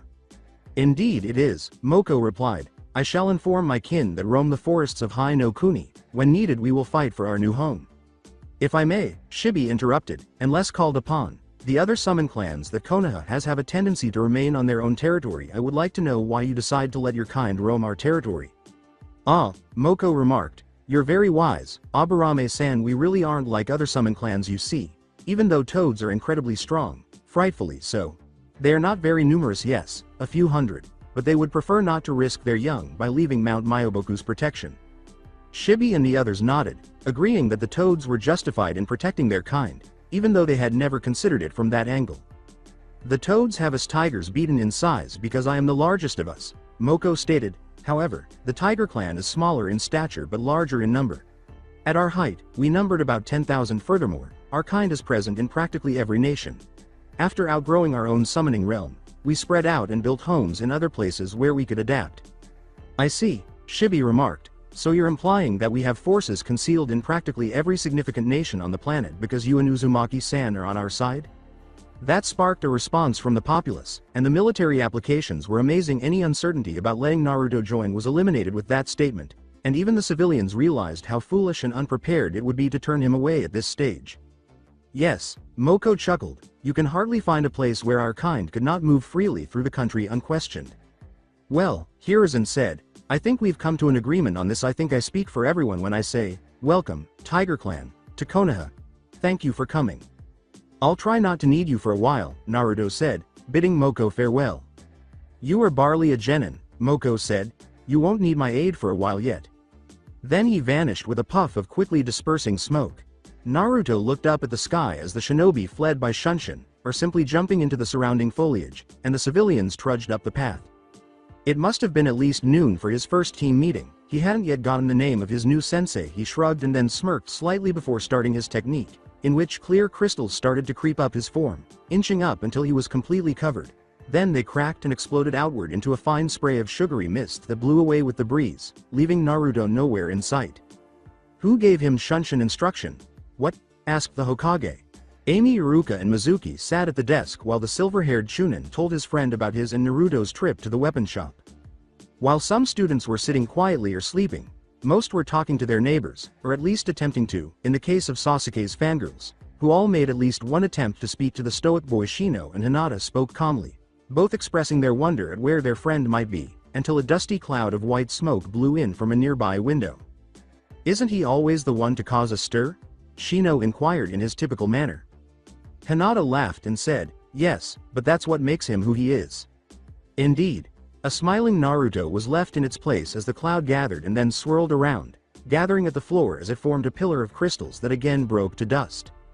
"Hi there." As the sugar vanished into his sleeves, he laughed and reached into his bag to retrieve a bag full of individually wrapped strawberry candies. He tossed the bag to Mizuki, who gave the boy with the whiskers a kind smile. As Naruto noted his blue tongue, pleased that he was enjoying his gift, Sasuke sneered, "Show off. You're merely envious of my sense of style," Naruto called. "Jealous of you." Sasuke laughed. "Your brains must be made of cotton candy for you to come up with that nonsense." Naruto reiterated, "Cotton candy brains, did you just joke?" "What if I did?" The Uchiha answered in response. Naruto hurried over to Shino, ripped open his jacket, and threw himself inside. "With your surprisingly large coat space, Shino, protect me from the end of the world," he sobbed. When asked why he had hidden in Shino's jacket, Naruto replied, "With the way Hinata-chan is growing, there's no room in hers for me." The class laughed at the scene as Sasuke took his seat. Looking a little flushed with embarrassment, Shino had taken Naruto out of his jacket and enticed a good quarter of his colony off the boy whose chakra they so adored. Naruto told his friends what had happened that morning, including his encounter with their fathers, and that had earned him a smack from a rapidly heating Hyuga who wasn't sure if that was a compliment or not. "Shino, you look a lot like your dad," Naruto said, "and Hinata looks nothing like hers. She must have gotten her looks from her mother." "Actually," Hinata responded, "my sister looks like my mother. I look more like my aunt." "Hinata, your aunt must have been a real beauty back then," Naruto chuckled. When Shino said, "Naruto, would you please not make her go back to her old self?" Hinata gave a little squeak and then turned red. "What did I do?"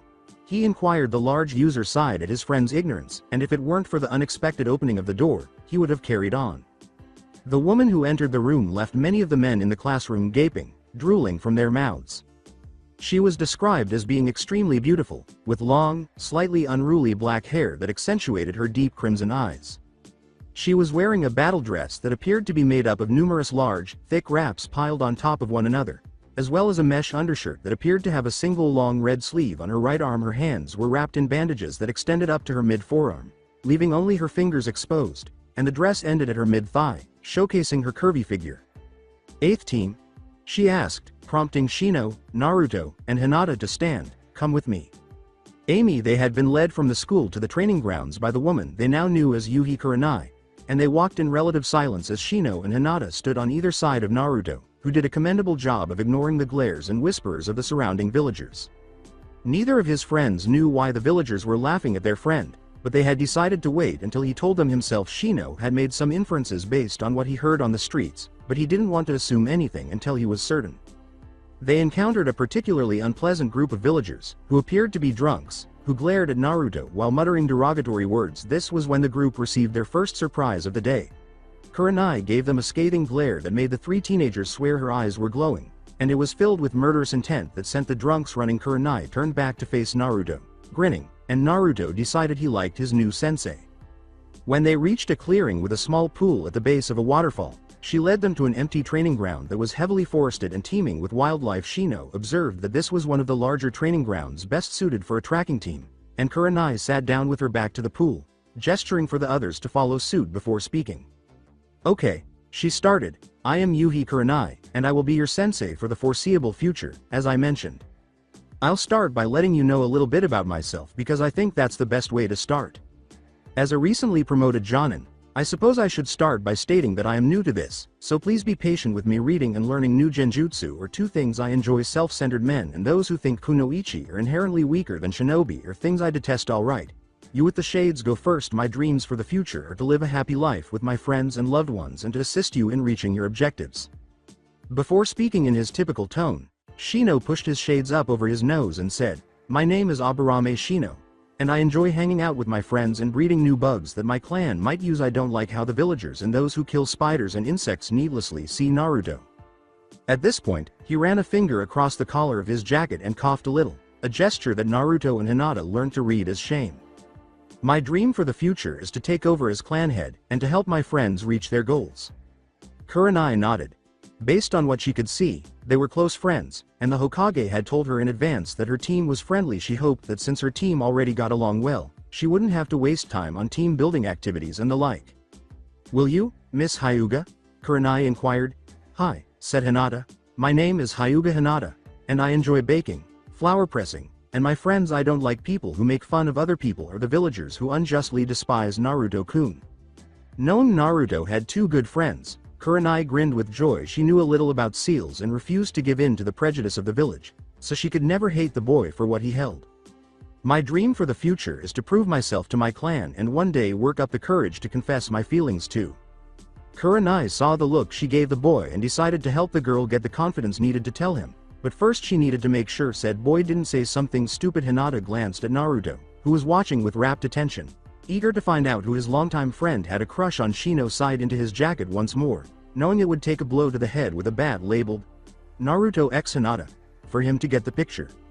She said, "Whiskers, you're next." As he lost his train of thought, Naruto blinked and said, "My name is Uzumaki Naruto. I like all kinds of candies, my two best friends, and I guess I am okay with this crazy girl named Tenten." He had been about to ask Hinata something, but had decided against it. Although he didn't know the girl well, Naruto felt compelled to bring her up because she was teaching him how to use his mother's naginata. I like my tiger summons because they are a lot of fun to train and fight with, and I like my Ka-san, who runs the village orphanage, because she looked after me when no one else would. I don't like people who don't defend their own opinions or who are too obstinate to change my goals for the future or to make my parents proud and to show everyone that I am who I am. Kurenai grinned, thinking that he did fairly well for his upbringing, and she mentally noted that she should go to the orphanage and talk to the matron to thank her and find out more about her new student. She was a little taken aback by his final remark, as she had assumed he was an orphan from birth, so that would also need some investigation. As her students nodded, she went on, "Okay team, normally a second test is required for you to become full genin, but it is mostly based on teamwork, which I have been assured you already have. Our team is to be a tracking and recon type," she said. "Our team's innate tracking ability will be the main focus of our missions, though we will occasionally collaborate with other teams as recon units in siege-based operations against a fortified adversary. Nevertheless, I still need to assess your proficiency in this area, so I would like you to select a graduating team and watch their test, which ought to happen today. Once you've finished the test, come back here to report what transpired, and you'll be dismissed." Together, they said, "Yes ma'am," and left Amy.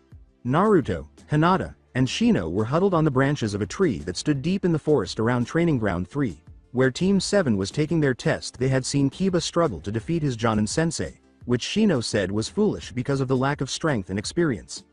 Haruno Sakura, who Hinata recognized, was then rendered helpless by a genjutsu. And Sasuke, who may have performed the best of the three, failed to get the bells at Kakashi's waist.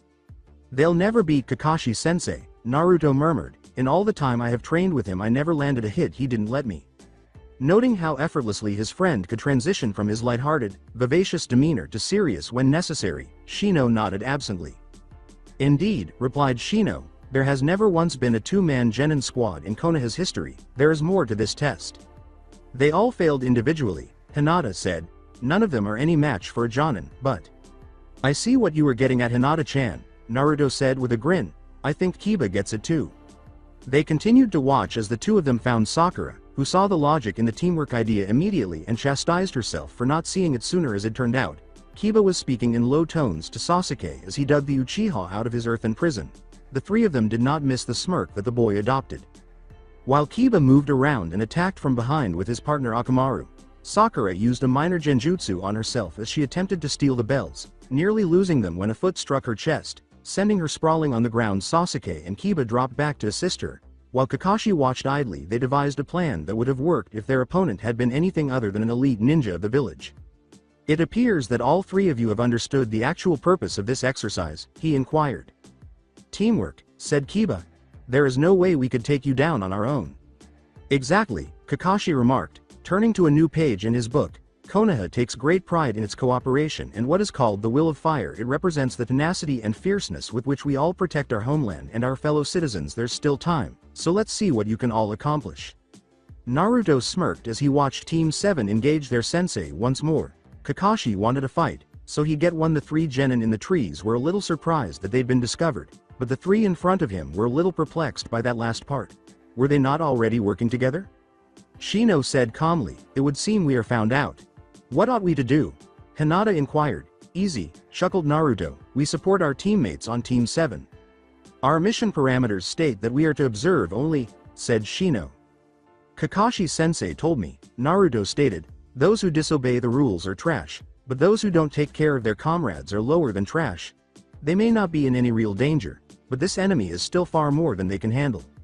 After giving it some thought, Shino's eyebrows raised just enough to show that his lips were turning up beneath his jacket. A Shino smile, or as near to one as possible. In his typical tone, he remarked, "Sometimes I wonder why I ever try and refute your choices in moments like this. It's just your nature to question things, Shino. I think you get it from your dad," Naruto chuckled. "So, what is the strategy?" Hinata inquired. Sakura stood off to the back, cycling through sensory deprivation genjutsu she learned in the academy, and Kakashi shrugged them off. But it still stalled him for a second each time Naruto struck a contemplative pose as he watched Sasuke execute a Kaiden jutsu and Kiba strike at him as he escaped. "We can't take him down directly, we would do best to slow him down so that Team 7 can move in for the kill," he said. Shino, a mid-range fighter who relied on his insects to weaken his opponent to the point of capture or defeat, nodded. They were not designed to be a direct combat squad. Hinata was the team's best close-quarters fighter, with Naruto providing backup with his summons and the more cunning elements of his bloodline. Naruto declared, "I think I have a plan, Amy." In shock, the Hyuga girl from his class leapt to his side in a ready stance for her clan's Juken fighting style, and Sasuke grunted as he was thrown from the battle and landed a few yards away, bouncing on his back and flipping onto his feet. "Why are you in this place?" More out of curiosity than anything else, he asked. "My team and I have come to help you pass this test," she said with determination. "Keep fighting, force him to the tree line." Sasuke said, "We never asked for your help." Nevertheless, he complied. Sasuke was aware of the girls' team, and he knew that Uzumaki Naruto was the one who would surprise him the most. They rushed Kakashi, who was forced to defend the combined onslaught, dodging Hinata's chakra-laced strikes and blocking Sasuke's blows. It appeared that she was quite skilled at her clan fighting style, and if he attempted to flee, he was met with a whirlpool of claws or insects to his right and a flurry of shuriken or gumballs of all kinds on his left. He backed away from his attackers, defending as best he could, knowing that it was a trap, but he wanted to see what the kids could come up with.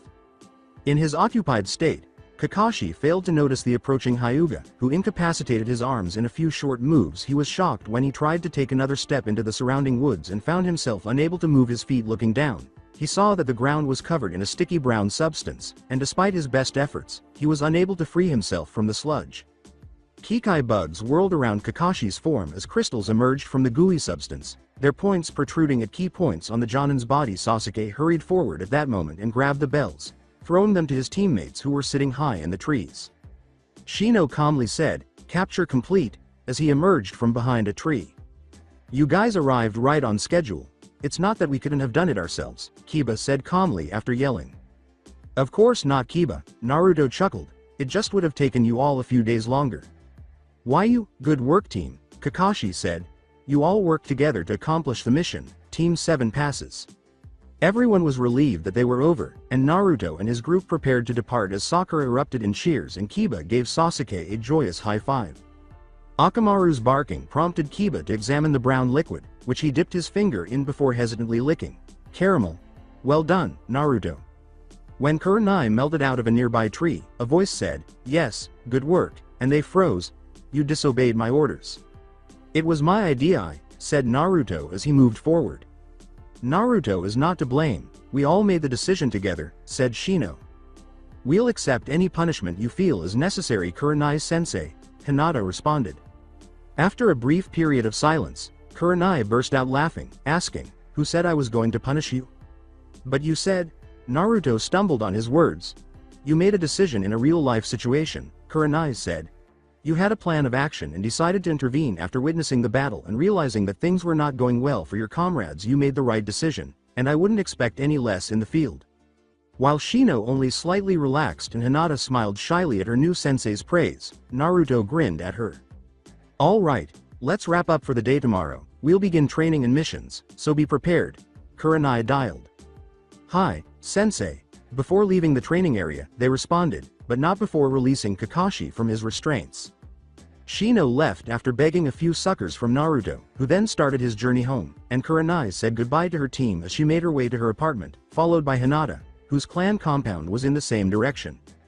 Naruto arrived at his apartment at around 6 or 7, and it was then that he recalled a significant part of his day. "Hey, Buns!" he cried. "I'm so dead." Kurenai walked to her apartment building, grinning to herself. She was by herself as she made her way home after dropping Hinata off at her clan compound. She was content because her team was well-rounded and she was sure they would be among the top shinobi in the world thanks to her training and some experience. Her thoughts were interrupted when she came to a halt in front of the orphanage's expansive gates. It wasn't until now that she realized how frequently she passed the building in her daily life. A tiny swing set was visible to the left of the building, and the yard was covered in mud patches and discarded toys with Naruto's remarks from their team meeting still fresh in her memory. Kurenai decided to go inside for a brief moment because it appeared to be a place, as it should. She took care to avoid stepping on any toys as she made her way to the front door. The door opened after a few quick knocks and a brief wait, revealing a young woman of about 20 wearing an apron and a simple dress. She appeared somewhat irate before schooling her features, and her brown hair was in disarray. Kurenai could see 1 or 2 kids playing in their pajamas and a few more toys scattered throughout the room. Her words were, "Hello. How may I help you?" Kurenai answered, "I was hoping to speak to the matron." "Are you looking to adopt?" With a hint of blush, Kurenai answered, "Ah, no, not so soon anyway." If she couldn't have a child of her own, she had decided to adopt, but that wouldn't happen for some time. The girl moved to shut the door after saying, "Then I am sorry, but it is late and we are very busy getting the children ready for bed." Now that was rather rude. It so happens that one of my students used to live here and I was hoping to learn more about him, Kurenai said, putting a hand on it to effectively stop its movement and giving the woman a shivering smile. "Why yes," the girl said tremblingly, "then I'll get the matron straight away, please sit down inside." Kurenai nodded as she entered the foyer and saw the young woman running down the hallway. She sat down on one of the little couches against the wall. Some of the kids would stare at her while she smiled pitifully. The boys would try to look tough by puffing out their chests and walking with their heads held high while the girls fussed over their clothes. It devastated her that they hoped she would take them home with her. The children were all in bed after a short while, and the matron had finally shown up. Although she wasn't as old as the Hokage, she wasn't a spring chicken either. It was clear that she must have been beautiful as a child. Her hair was still mostly a deep brown color, with a few gray strands scattered throughout. She had a warm, maternal smile on her face that seemed to go very well with her laugh lines and minor wrinkles. "Hello," she began.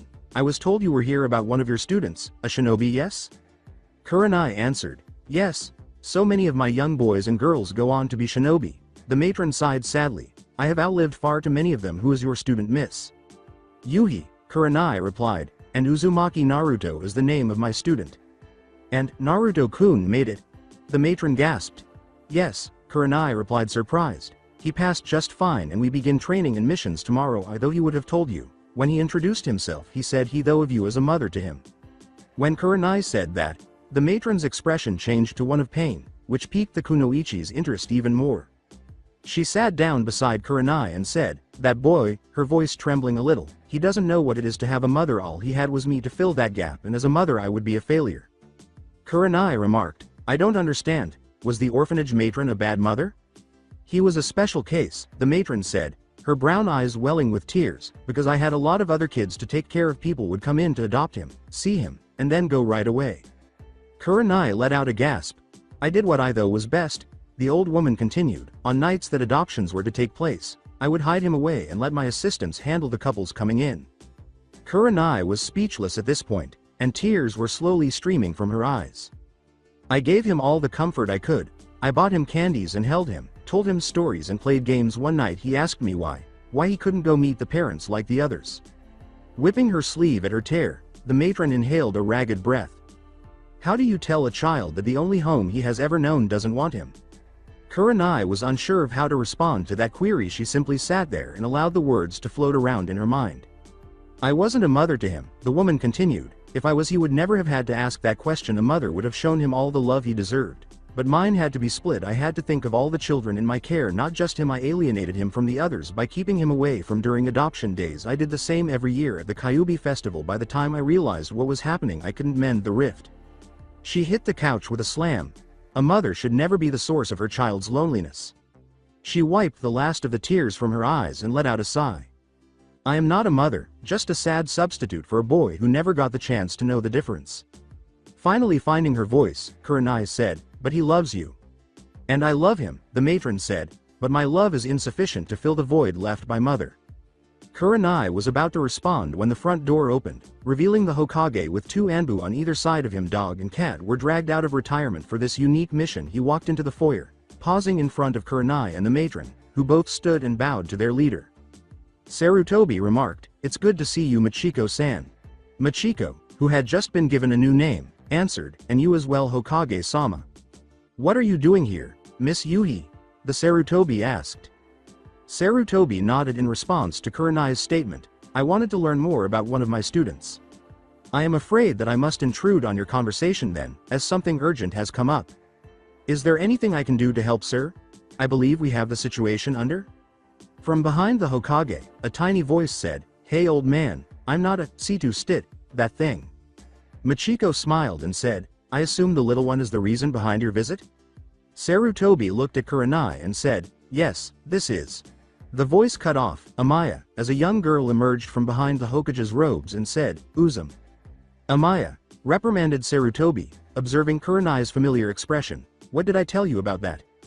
With a stern expression on her youthful face, the girl who had been concealed behind Sarutobi's robe now came forward. When Kurenai saw it, she gasped. It appeared that the girl was around 5 or 6 years old. She wore white shorts and a basic light blue shirt. Her hair was the oddest shade of pale blue, and her skin was a very light tan. The front of it bore a striking resemblance to that of her student Hinata, and her facial features were strangely similar. Amaya's hair, on the other hand, was longer in the back and secured in low ponytails that reached the middle of the young girl's back, whereas Hinata's was short throughout. Kurenai did not gasp at this striking resemblance to her student. Rather, the thing that had done so only made the resemblance more intense. Amaya, the young girl, had Hyuga eyes, which are pale blue pupilless eyes. Ka-san always told me to be proud of my name, the little girl shouted. Ka-san said To-san is a hero, and the strongest there is. My name is Uzumaki Amaya. It's the name Ka-san gave me, I won't be anything else. Amaya, you have to understand, Sarutobi began. Yes, your To-san is a hero, but as such people may try to use you to hurt him. Despite the gravity of the situation, Kurenai laughed as she cupped her chin with a thoughtful expression. She was simply too adorable. As of now no one knows you're his child, Sarutobi said, but a lot of bad guys are trying to get at him. Why doesn't he just beat the bad guys up? Amaya asked after nodding. Sarutobi sighed. Because there are a lot of them, and some of them are hiding, so we have to help him look. Amaya laughed and said, so they're running away because they can't stand up to To-san's awesome strength.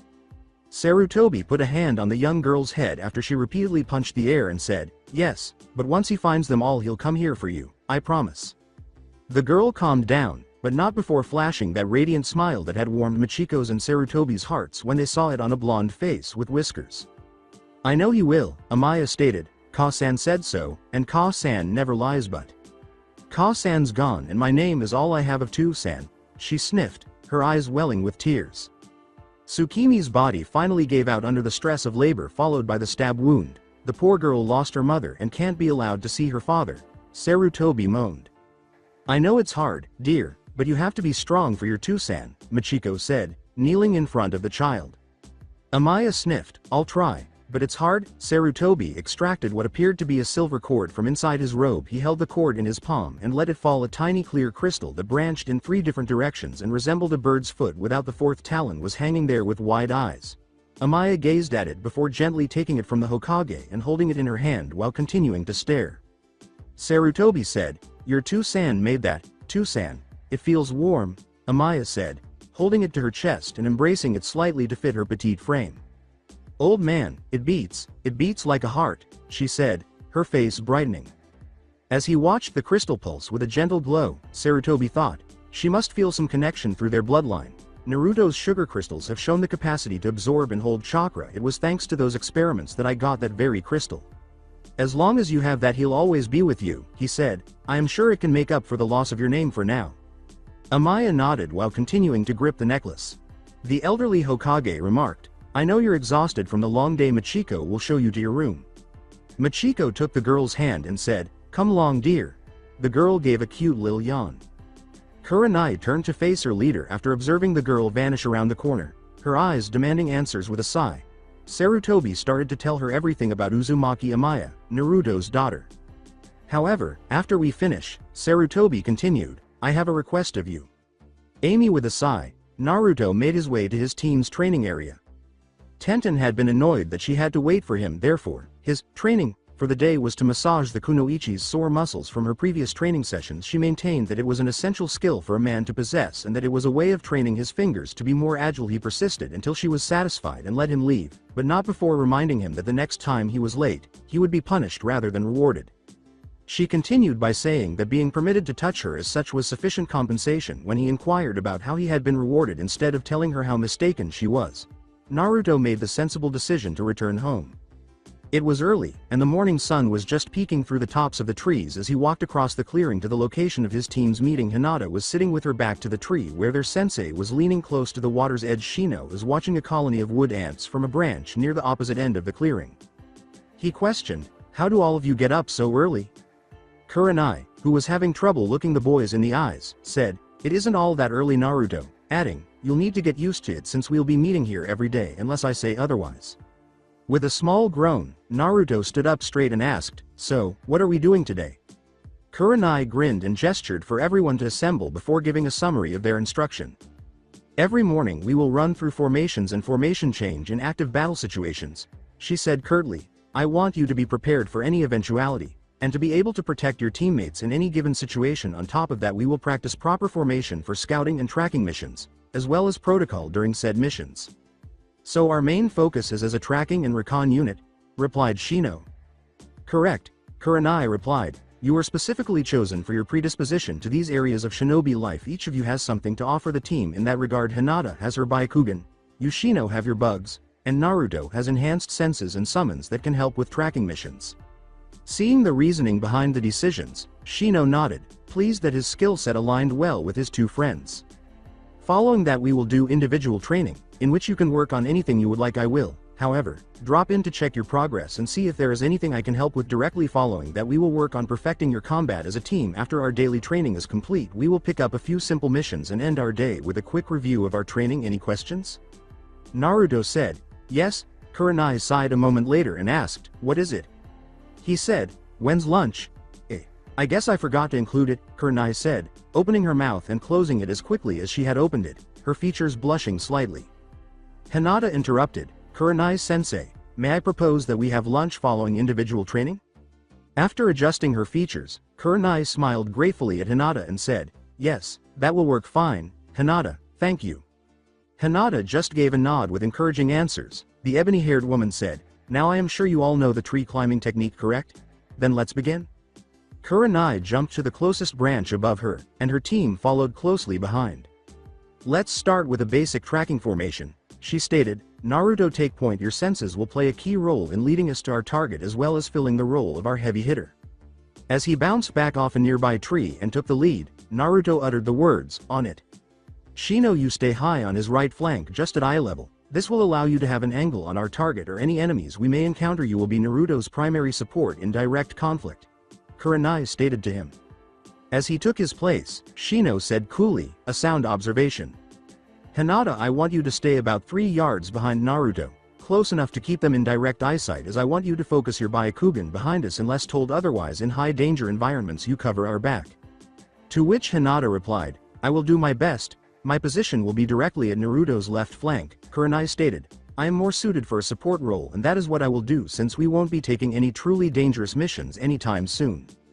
The most we will probably do is hunting down civilian fugitives. I would only be needed as a support role in this situation. Now we will continue at this pace, and I will call out formation changes as we go. Move into position quickly and quietly, as proper formation can be the difference between life and death. The group ran through the treetops for the next hour, reacting fast to Kurenai's calls for changes in formation. Kurenai would then go on to explain the importance of their new role and ask them to provide examples of situations where it would be beneficial. Shino performed exceptionally well in these exercises because his clan prioritizes intelligence in combat in the same way. Hinata was able to respond to the question quite effectively. However, Naruto struggled to understand the theoretical, which led to some of his active battle scenarios deviating into the strange. For the last time, Kurenai said, we will not be attacked by 5-year-olds, so your let them eat candy strategy will not work. It will too. I for one have been attacked by 5-year-olds on numerous occasions, said Naruto. That's because they know you as the candy guy, Naruto-kun, Hinata continued. Exactly, as my teammates you must be ready to defend against full-scale toddler attack at any moment, Naruto cracked a grin. Shino pushed up his glasses in mid-leap and added, it would almost make sense if it wasn't so absurd. Kurenai sighed as she led the group back to the clearing after circling a tree. I think that is enough of this for today. Amy Kurenai insisted that the 3 of them work alone during this portion of their training unless a teammate is specifically required. As individual training got underway, Hinata insisted on holding the clearing close to spring. In fact, she was so adamant about it that her teammates were unable to even consider why. Kurenai's eyes blazed with anger when Shino questioned him about the use of genjutsu among the shinobi arts. She had hoped that one of her students would be interested in the subtler ones. With Naruto's help I have access to reserves of chakra that is unknown to my clan, Shino had stated. As you said, I fill more of a support role on our squad, and genjutsu would go a long way towards becoming more effective in my support role. Kurenai quickly produced a training scroll of her own creation and urged Shino to leave for the nearby trees, promising to return later to assist him. Last but not least, Kurenai led Naruto to a different clearing after telling him that she had a unique kind of training planned for him. Kurenai started, now Naruto, what are your knowledge of Fuian Jutsu? He answered, the sealing arts sensei. Yes, she said, it is a very complex art that requires years of study to master. Naruto pondered, They say Tu-san was a Fuinjutsu master. I myself am only a novice compared to Yandaime-sama, or even, Kurenai growls, Jiraiya of the Sannin. What does this all have to do with me, sensei, aside from the obvious, replied Naruto. Hokage-sama would like me to teach you the basics of sealing, Kurenai replied. He believes that you will find a way to use the skills in conjunction with your bloodline. Kurenai was unaware that the simple phrase, with my bloodline, had ignited a creative fire within the young shinobi. However, before you learn anything about sealing you need the proper foundation, Kurenai said as she pulled out an inkwell, scroll her pouch. For today you will practice your calligraphy. Your strokes must be precise with no splotches or discolored areas. With sealing every brush stroke counts. A single flaw could mean disaster. Naruto nodded, although he was a little annoyed at the thought of dedicating his alone time to calligraphy. However, he gave in after Kurenai promised that he would only work on this every other day. Amy, it was a modest lunch at a neighborhood barbecue. Naruto's insistence on ordering from the dessert menu is the most intriguing aspect. They had persuaded the waitress that, yes, it was typical for him to have a hot fudge sundae for lunch after a good 10 minutes of argument. Furthermore, by the time he finished, Naruto had unwrapped a variety of ice cream toppings that made up over half of the sundae mass. A refreshing glass of chocolate milk chased them all down. While Naruto was drowning a family of gummy bears in his chocolate sauce, Kurenai asked, "Isn't that a bit unhealthy?" "We believed the same thing for a time," Shino answered, "but were proven wrong. Naruto-kun eats more candy a day than I believe I have in a lifetime," Hinata concluded. "My bloodline takes care of it," Naruto said. "Besides, if I am ever caught without a medium for my skills, it helps to have copious amounts of sugar in my bloodstream." "You can pull sugar from blood?" asked Kurenai, looking shocked. With a mouthful of ice cream, Naruto nods thus. The woman with the ruby eyes asked, "Then why not pull the sugar from an enemy's body?" "I can't," he answered simply. "It would require a ridiculous amount of chakra control to achieve that effect without direct contact, and even then it would have to be on an open cut." Shino replied, "Yes, Hinata and I have gone over this with him before. Even pulling sugar from his own blood without an incision is out of his current reach." For a brief moment, Naruto had a gloomy expression. "They say my father could do it." Kurenai muttered, observing his rapidly deteriorating mood. Naruto. But as soon as he smiled at his team, his mood improved. "I'll get it one day though, no worries."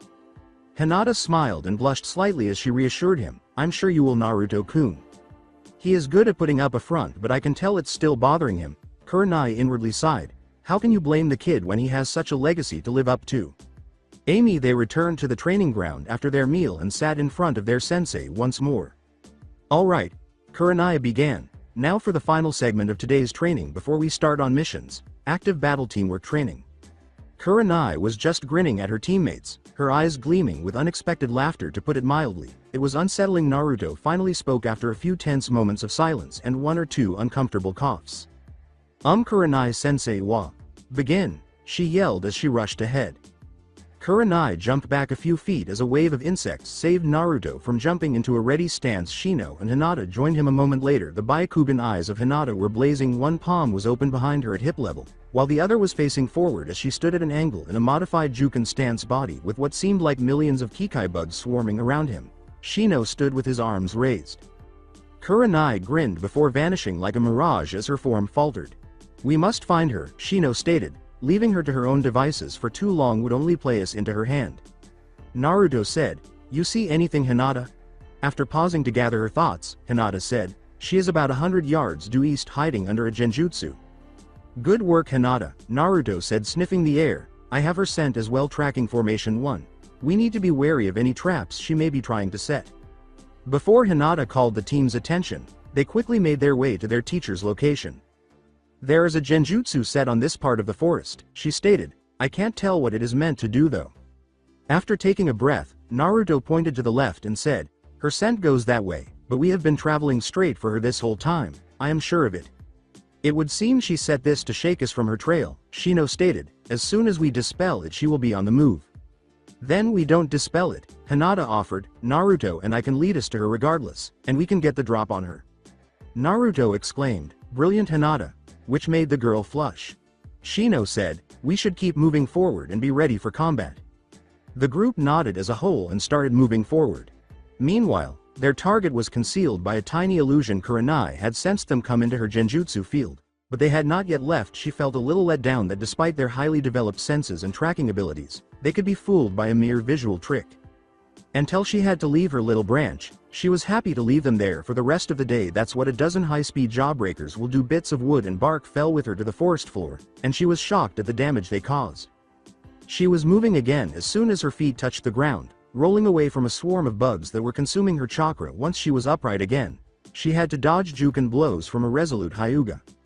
Kurenai was a Jonin for a reason, but a lesser woman would have been killed. She grabbed the girl's arm and shoulder after she ducked under Hinata's palm strike and threw her toward their resident bug user. The sheet of crystalline sugar that slid beneath the girl's skyward feet caught her off guard. She also didn't anticipate that when Naruto slid in from the foliage, her legs would give way.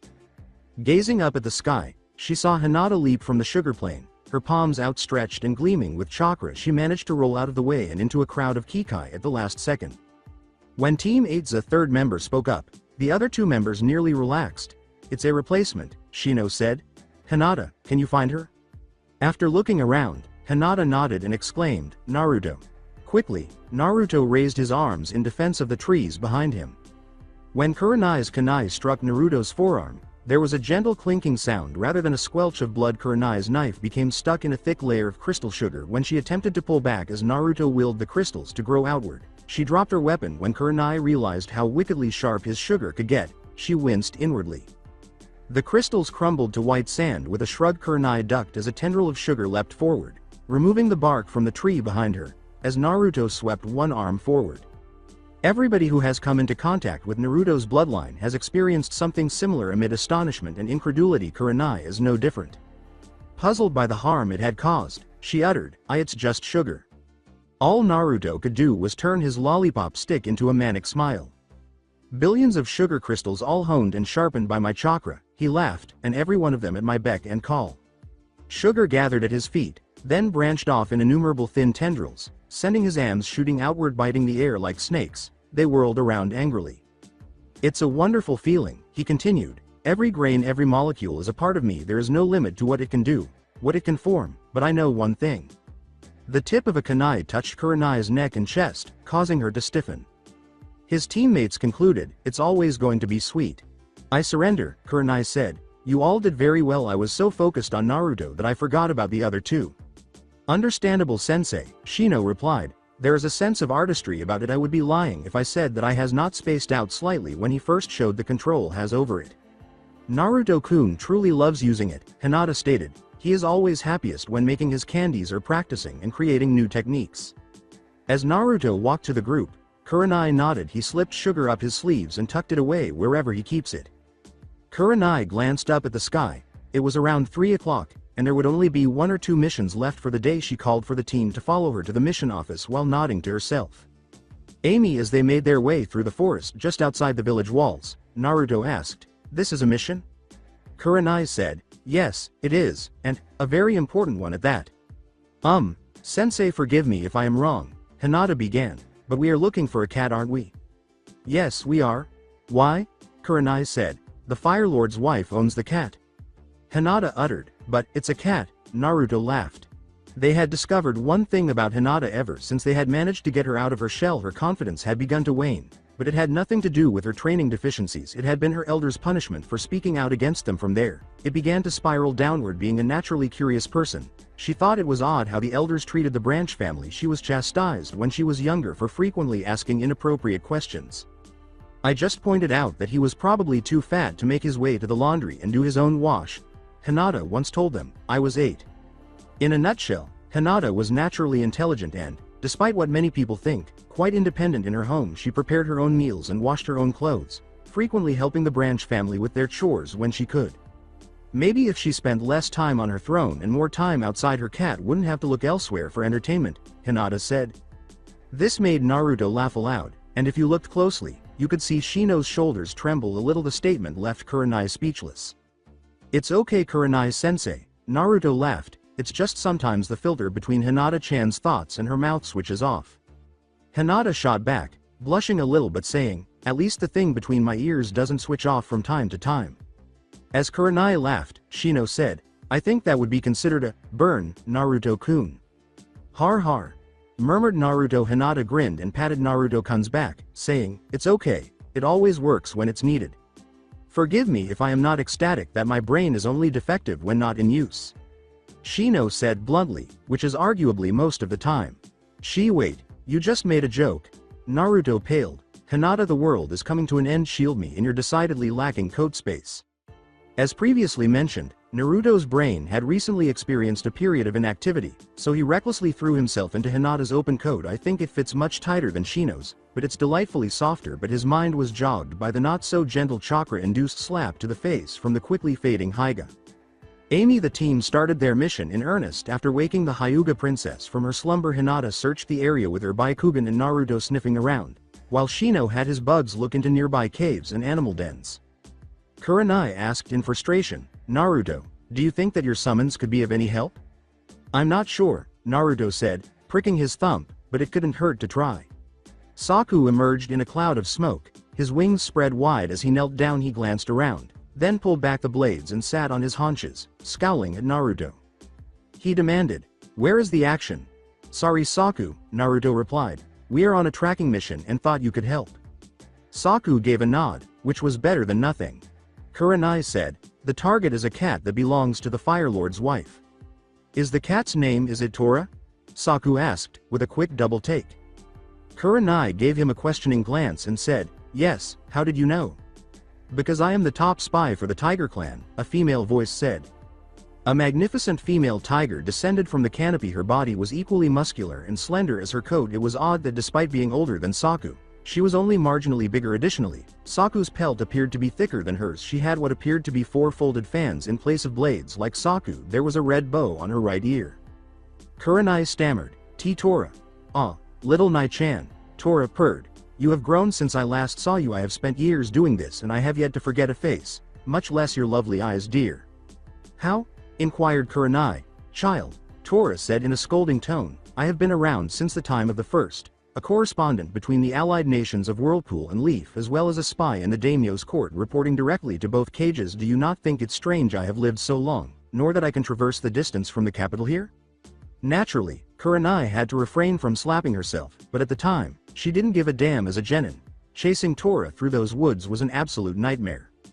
Why would we need a spy in the court of our own country? Replied Naruto.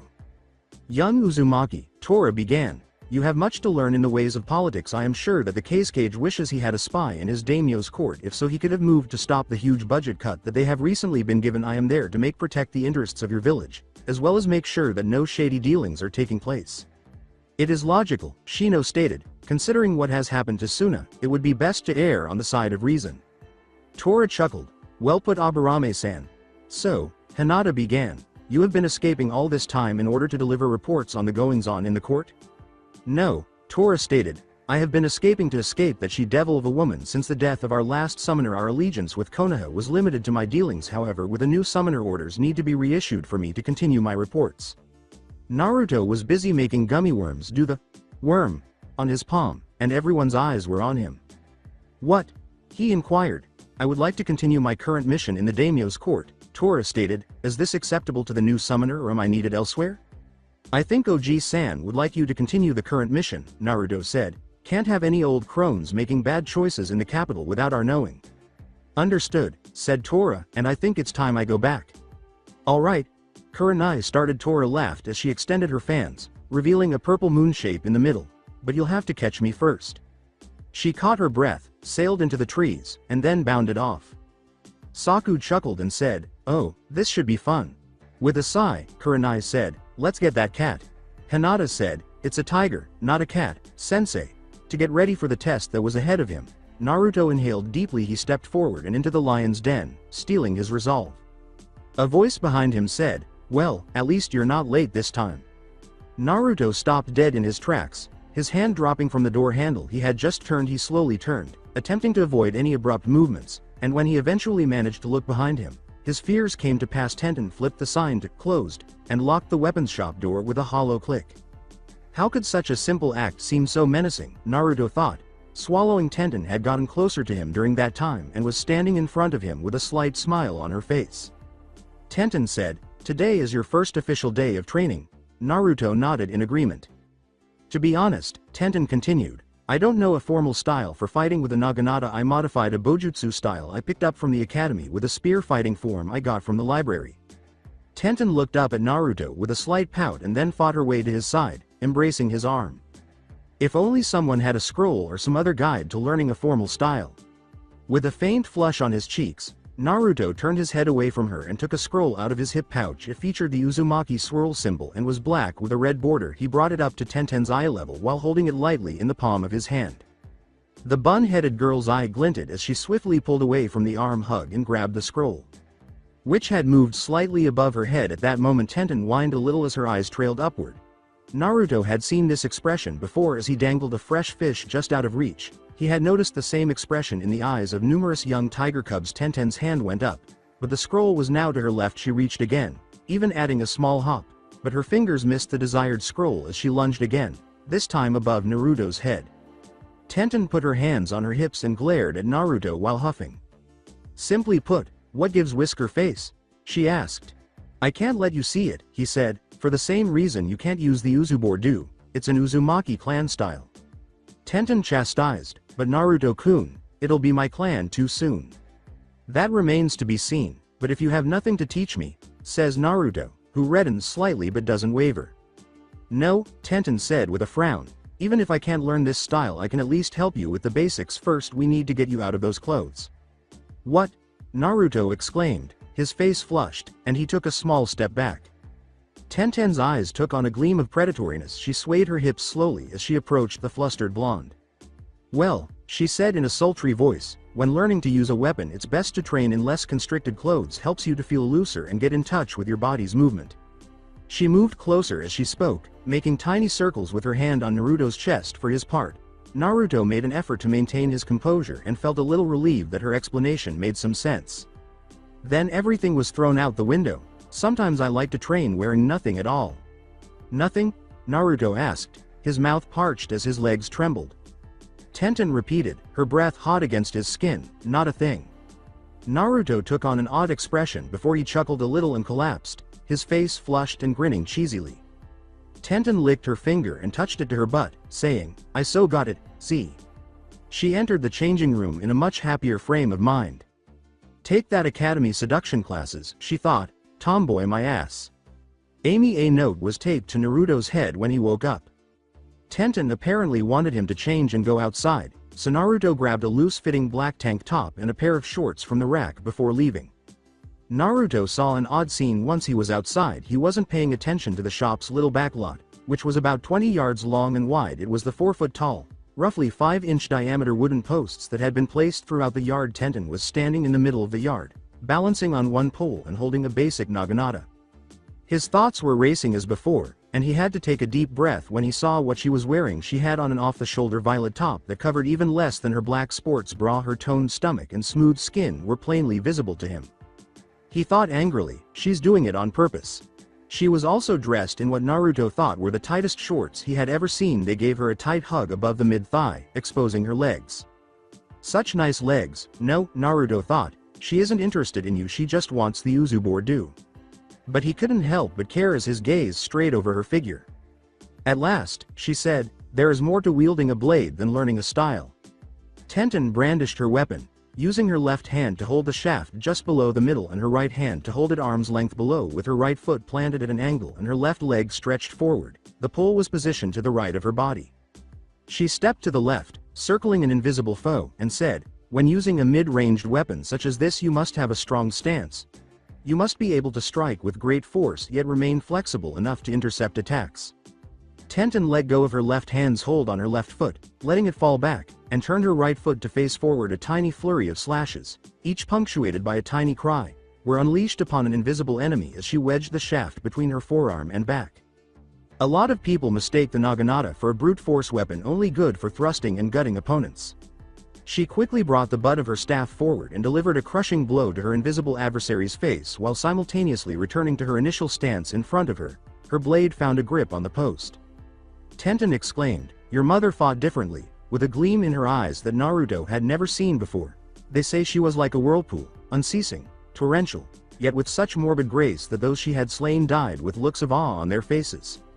She hefted herself up, flipped above the blade's shaft, and then grabbed it in a display of incredible agility. She tore the blade from the wood and brought it down in a huge arc by using the momentum from her flip. Tenten was standing at the end of the furry, exactly where she had begun, her stance solid, her blade held fast.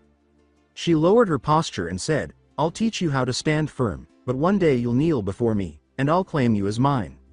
With his cheeks a healthy shade of red, Naruto returned the nervous laugh. A part of him was angry because he thought Tenten's display was very attractive, another part was wondering why she did it, and a tiny voice in the back of his mind was screaming, "She might just succeed." Amy Naruto started training with the bun hair weapons mistress exactly 1 month ago, and he has advanced remarkably since then. He practiced moving away from the fundamental forms of the Uzu Asayu style on the first day. The Banbutsurudan principle, that everything is in flux, was the foundation of the style itself. Tenten was right, though, in that you needed to always have a strong, balanced core. Despite the style's emphasis on constant movement, the weight of the weapon itself could throw even the simplest of maneuvers off balance, so he needed to maintain a strong stance without sacrificing speed.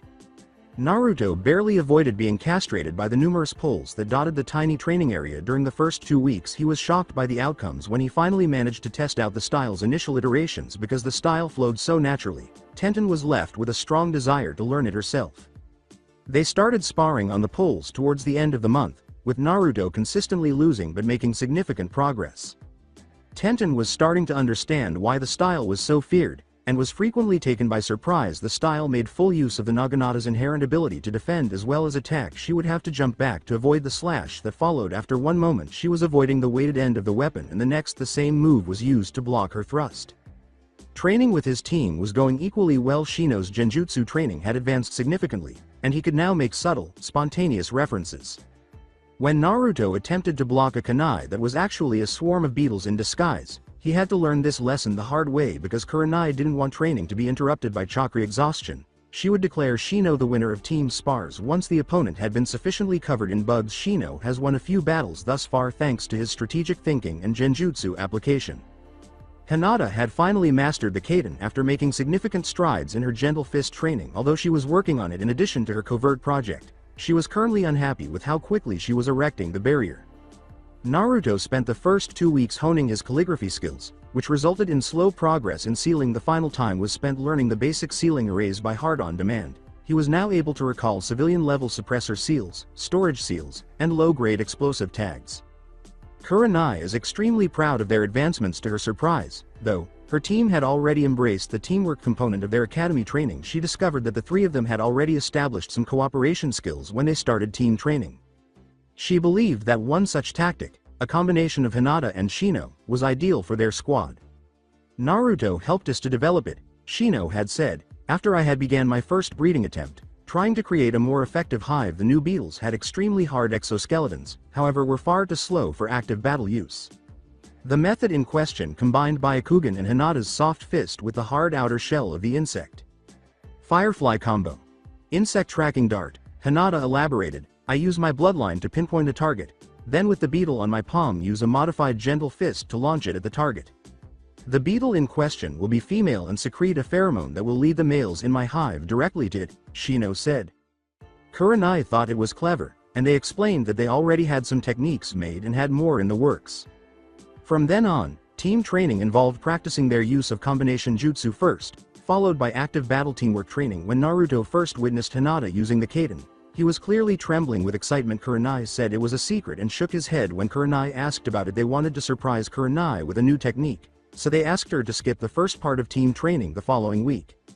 A cat-masked Anbu stopped Kurenai as she was about to head back to the training area for their daily team spar, telling her that her team was wanted at the Shinobi dispatch station. Thus, they found themselves in front of the Hokage, with Hinata attempting to maintain her composure, Naruto full of vitality, and Shino appearing as enthusiastic as ever. After reviewing your mission records, Sarutobi began. I have come to the conclusion that it is time you are allowed to take your first C-rank mission.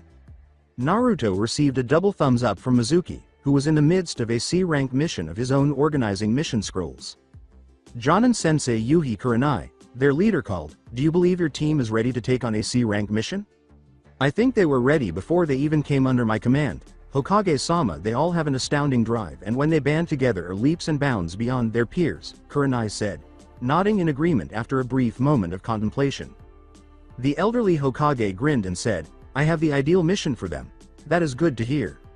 With her team watching, Kurenai unrolled a scroll that the Hokage had taken from behind the desk. Recently, a small village on the border of the Land of Rivers has been having bandit problems. The local militia was sure they could deal with it, so we did not send any of our ninja. Kurenai nodded as she read the dossier. The town was Bainbaraku, which is famous for its brown pine orchards. It produces tiny plum-like fruits that are dried and used to make a variety of exotic spices. However, we have just received word that 3 days ago, while a majority of the militia was on patrol, the bandits stormed the town and killed what was left of the militia. However, instead of looting, the bandits fled, taking with them all the children from the orphanage as well as a small group of women. As Hinata put a hand on his shoulder and Shino's Kikai buzzed uneasily, Naruto snarled and gripped his fist tightly. It is a common tactic among large bandit groups like this, Sarutobi said. They take the young ones and turn them into killers. They sell the women, or use them until they break. This time, Hinata was a little surprised, and Naruto moved to console her. His eyes glowed with rage at what he was hearing. The Sandame declared in a firm voice, "This is a rescue mission." It was reported that the bandits had fled to the Land of Rivers, where they were apprehended and the civilians taken back to their village. The team replied, "Hi," and then filed out. Before she left, Sarutobi called, "Kurenai." Kurenai turned to face her elderly leader. Sarutobi laced his hands in front of his face, concealing his mouth. His pipe smoked to the left of his face, and the Hokage's hat dipped, casting shadows over his features. "I know you can complete this with minimal casualties," he said, his voice low. "However, there is something about your team you do not know, and shall not know until it is needed of you." "Hokage-sama," Kurenai began, "if I am not to know, then what is it you wish to tell me?" "One thing must happen for your squad to succeed as its secondary squad type," Sarutobi said, letting his breath escape in a long, billowy cloud. Kurenai questioned, "What is that, Hokage-sama?" She felt uneasy inside. What was the Hokage planning all along, even though her squad was a tracking and recon unit? The Hokage's harsh, demanding gaze met her inquisitive ruby-colored eyes. "Uzumaki Naruto must take a life on this mission. It is imperative to your squad's future success that he get over the stigma that afflicts fresh genin." Kurenai was a little taken aback because, like most people, she had assumed that her team would have to kill later until they had been on active duty for at least 2 months. It was customary to protect them from death as much as possible. What was Naruto supposed to do, and what were they supposed to do? Then she realized. She questioned incredulously, "Hokage-sama, you can't mean." The assassination squad comprised of Namikaze Minato, Aburame Shibi, and Hyuga Hiyashi had a success rate of 100%. I approached both the Aburame and Hyuga clan heads and they have accepted the arrangement. They have also covertly been preparing their children for the position. "But you cannot protect them from this, Kurenai," Sarutobi stated. "They are shinobi of the leaf. They will be what their village needs them to be. Sadly enough, their village needs them to be killers quite often." Kurenai gritted her teeth and said, "Hi, dismissed." Amy, the eager young team, arrived in Bainbaraku after a day of travel. In contrast to Konoha, the village was tucked away in a vast area of grass rather than bark because it was situated on the edge of the fire and river. The town's famous orchards rose up in the distance like waterspouts in a sea of green. The village was covered in empty dust, and the paths were made of worn dirt. Kurenai said, "Everyone must have hidden away." Naruto twitched a little. He had changed into his hunting gear for this mission, and after looking around, he moved forward. "It was cowards," he cried. Kurenai started to say, "Naruto," but the blonde's continuous tirade interrupted. Glaring at the doors of the nearby buildings, he yelled, "Why do you hide? They have already taken what they want. They have taken your women and children." He paced the street, growling, waiting for someone to come forward. "Where is your honor? Where has all your bravery gone? They took it with them when they stole my wife." Naruto turned to see a pathetic man dressed like a farmer standing in a doorway, holding a small glass bottle in his hand like a lifeline. Tears streaked his cheeks, and his eyes were puffy and red. He growled and punched the wall next to him, saying, "When I returned from patrol, she was gone. They then ran away into the Land of Rivers, and although we followed them as far as we could, we lost them 6 miles beyond the river." "We?" inquired Naruto. "I," he clarified, "as well as 3 other people who lost their wives." "What about the rest of your militia?" Naruto asked. "Where were they?" He said in a sarcastic and inebriated voice, "Hold up in the town hall, convinced the bandits would return. They have barred the doors and won't open them until you leaf ninja confirm the defeat of the menacing bandit threat." Kurenai made the decision to interrupt, asking, "Who ordered this mission?" And the man said, "I did." "Then why does the militia believe we were hired to kill the bandits?" asked Kurenai. It was the only way I could get them to pay up for the mission. After adjusting his glasses, Naruto grinned and said, "Where are the other 3 who were searching?" "Still searching. I would be with them but someone had to send for the mission and wait for you all," the man said, glaring quickly to the west. Naruto grinned despite his horror upon entering the village. There was a stench of fear in the village, and the dirt paths were still covered in footprints from people running to one building. The residents of this village allowed themselves to be taken without a fight from a long line following 2 heavy footprints toward the town hall. He saw that even the militia guards had left their posts. A spear-wielding man sped straight past a dragging trail leading out of the village itself, a mass of overlapping footprints, and a struggle he had allowed her to go. "In a village of cowards," Naruto said, "I am glad to have met you." The man's eyes, which were glacial blue and gleamed from under his cowl, made him look a little surprised. "I promise I will bring your wife back to you." The young militiaman experienced hope for the first time in 3 days. Kurenai watched the green-clad hunter vanish into the orchards to the west before turning to face the town hall as she signaled for her team to proceed. "Amy," as they leapt for the river the man had mentioned, Kurenai questioned, "Naruto, was that really necessary?" Naruto calmly said, "They let them be taken, sensei." Hinata chimed in, "What do you mean, Naruto-kun? The signs were faint, but I am sure if you had activated your Byakugan you would have seen them. You said yourself that your father believes your sight to be the sharpest at short range, of any Hyuga he has seen," Naruto said, glancing down a little before continuing. "There were barely signs of struggle," Naruto continued, "everyone fled, even the militiamen. There was no fighting, only cowardice." Kurenai sighed. She had forgotten Naruto's true skill as a hunter, who had demonstrated his skill throughout the month. He had trained his eyes to detect even the smallest variation in a bush's leaves, to identify hair or thin fabric tangled on branches, to be aware of what transpired without being present. "I am inclined to agree with you then," she said. "We have to hurry. Their captives must be horrified." They discovered the river a short while later. There were tracks going into the water, just as the man had stated, but none going out. Naruto came to the conclusion that tracking by scent is no hope. Shino proposed they could have escaped downriver. They would have to have a boat or raft. Naruto agreed. The water is too deep to wade downstream. Upstream, Hinata clarified, this river is flowing north for some reason. Good catch, Hinata-chan. We are in the land of rivers, which is known to have vast canyons carved over thousands of years. This river must drain into one of those, then head south, Naruto said, smirking after dipping a hand into the water. The other 2 militiamen must not have noticed, Shino added. Their tracks lead south. Kurenai grinned as she observed her team at work. This was their purpose. This, and Kurenai shook her head, deciding it would be best to put that off for the time being. Naruto came to the conclusion, we'll follow the river and search for the bandits. Shino said, agreed. I suggest pursuit formation 1. Hinata added, with me in the lead position we will be able to pinpoint their location early on, as well as keep a safe distance in order to plan the rescue.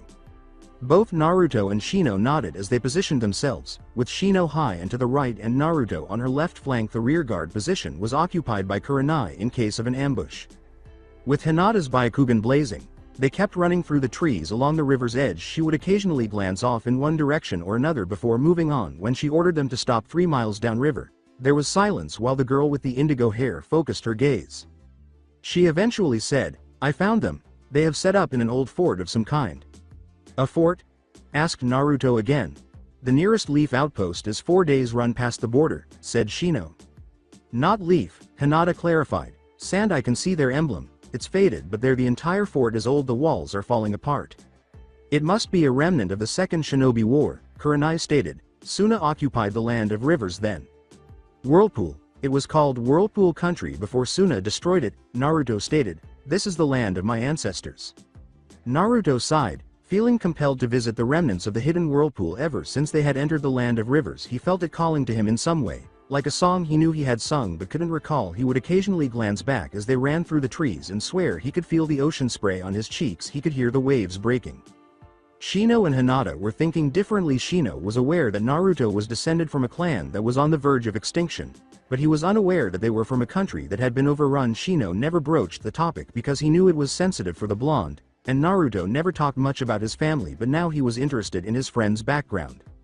As a Hyuga heiress, Hinata was expected to be familiar with the basics of history, which saddened her. Whirlpool's devastation was a sad event. In addition to being subjugated, the nation's soul was stolen. The remaining residents of Whirlpool lost their traditions when Suna forced them upon them. The magnificent tapestries that hung in the capital of Fire Nation's throne room could no longer be recreated. Nobody had the ability to move so easily through the nation's rivers and canyons. The culture of the land of rivers had died and vanished. Kurenai sighed, more aware than Hinata of the impropriety of what had been done. Suna, who is now an ally, was once a very oppressive military force. Military occupation was not the only factor that suppressed Whirlpool's history, however. On the day of the attack, Whirlpool's history was burned to deter rebellion. They burned government buildings, libraries, and clan homes. She was concerned about Naruto's knowledge of these facts and what he would do in the event that he encountered a Suna shinobi. When Naruto finally asked, "Where are the hostages?" "The women and young girls are together in a building near the west wall, 2 guards at the door," Hinata said. "The young boys are in cages in the center of the compound, 2 boys to a single cage. There is food for the women and girls, but it looks untouched. The only thing present in the boys' cages are rocks." Shino stated, "Let's not question it for now. Can you give us the general layout of the fort?" "Hi, it's a simple rectangular for 30 yards by 50. The main gate is located on the north wall and there seems to be no back exit." As she was speaking, Shino took out a scroll and started mapping the fort. "There are 3 buildings, one that is built into the west wall and runs the length of it, that is where the women are being held, a small shed-like building located just left of the main entrance, and a 2-story tower in the northeast corner, 1 archer in position." As his team assembled, Shino presented them with the map outside of the fort. 4 bugs settled down on the paper. "Hinata," he asked once more, "what are their numbers, and show on the map where they are most concentrated." "There are about 20 of them," she said, reaching out to the map. 2 at the door to the female hostages, 1 in the tower, and the rest are watching the boys in the cages. They seem to be yelling at them, but I have not yet learned to read lips. As several bugs positioned themselves, Shino gestured his hand forward and said, "That is fine. It seems that the best course of action would be to allow Hinata and I to take the larger group. We can incapacitate our targets quickly and release the boys." As Kurenai watched her team come up with a plan, she bit her lip a little. She wasn't sure if she wanted to kill Naruto or how to get him to do it. She wanted to protect him from it for a little while longer, to accept whatever punishment the third threw at her, but not to alter the candy freak she had grown to love. As she examined them, she saw that they were all nodding in turn, with Shino's beetle eliminating the one in the tower as Hinata's chosen one among the greater number. With the tower's help, Naruto is leading a train of beetles out of the base. After eliminating the guards, she decided what to do. "These are dangerous people. You don't have the luxury of mercy. They were a team. You are to kill on sight." Together, they would take this step. Amy holding on to the fort's east wall. Shino inhaled deeply while he awaited his cue. Kurenai's words crossed his mind. He had long since come to terms with the fact that killing would be a part of his life. He was trained to view it rationally because, as an Aburame, he had to destroy them for the sake of the mission because they were his enemies. He wasn't sure if he could pull it off, though, so he was afraid. From his earpiece, Hinata's voice said, "Shino, move now." As Hinata entered through the front gate, Kurenai by her side, he pushed forward, vaulting over the wall because he had no time to think. He saw his target fumble for his bow after becoming a little slack in his watch. He leapt quickly halfway up the tower, staying to the side and climbing further. He had his kunai out and prepared to strike. When he reached the summit, his target arrow was standing there, notch ready to fire. His mind was cleared of all doubt. In that instant he could see that he was aiming for his sensei from behind. As the arrow flew in an arc over the west wall, Shino swiftly kicked the man's legs, knocking him to one knee. Shino quickly brought his blade across the man's neck while the man's back was against his left leg. Shino used his left hand to pull his hair back. The man let out a gurgle and took a final gasping breath before he passed out, while one of his comrades stared at his fallen form before being struck by a small kunai salvo thrown by his sensei. Shino kicked him off the side of the tower. After Shino let go of his kikai, they dispersed throughout the battlefield. Depriving the adversary of their very being, he allowed his partners to continuously feed on them without showing them any consideration. Shino was determined to emerge from this fight unscathed. However, he felt as though he was taking a bath in it as he watched his partners bleed the bandits dry.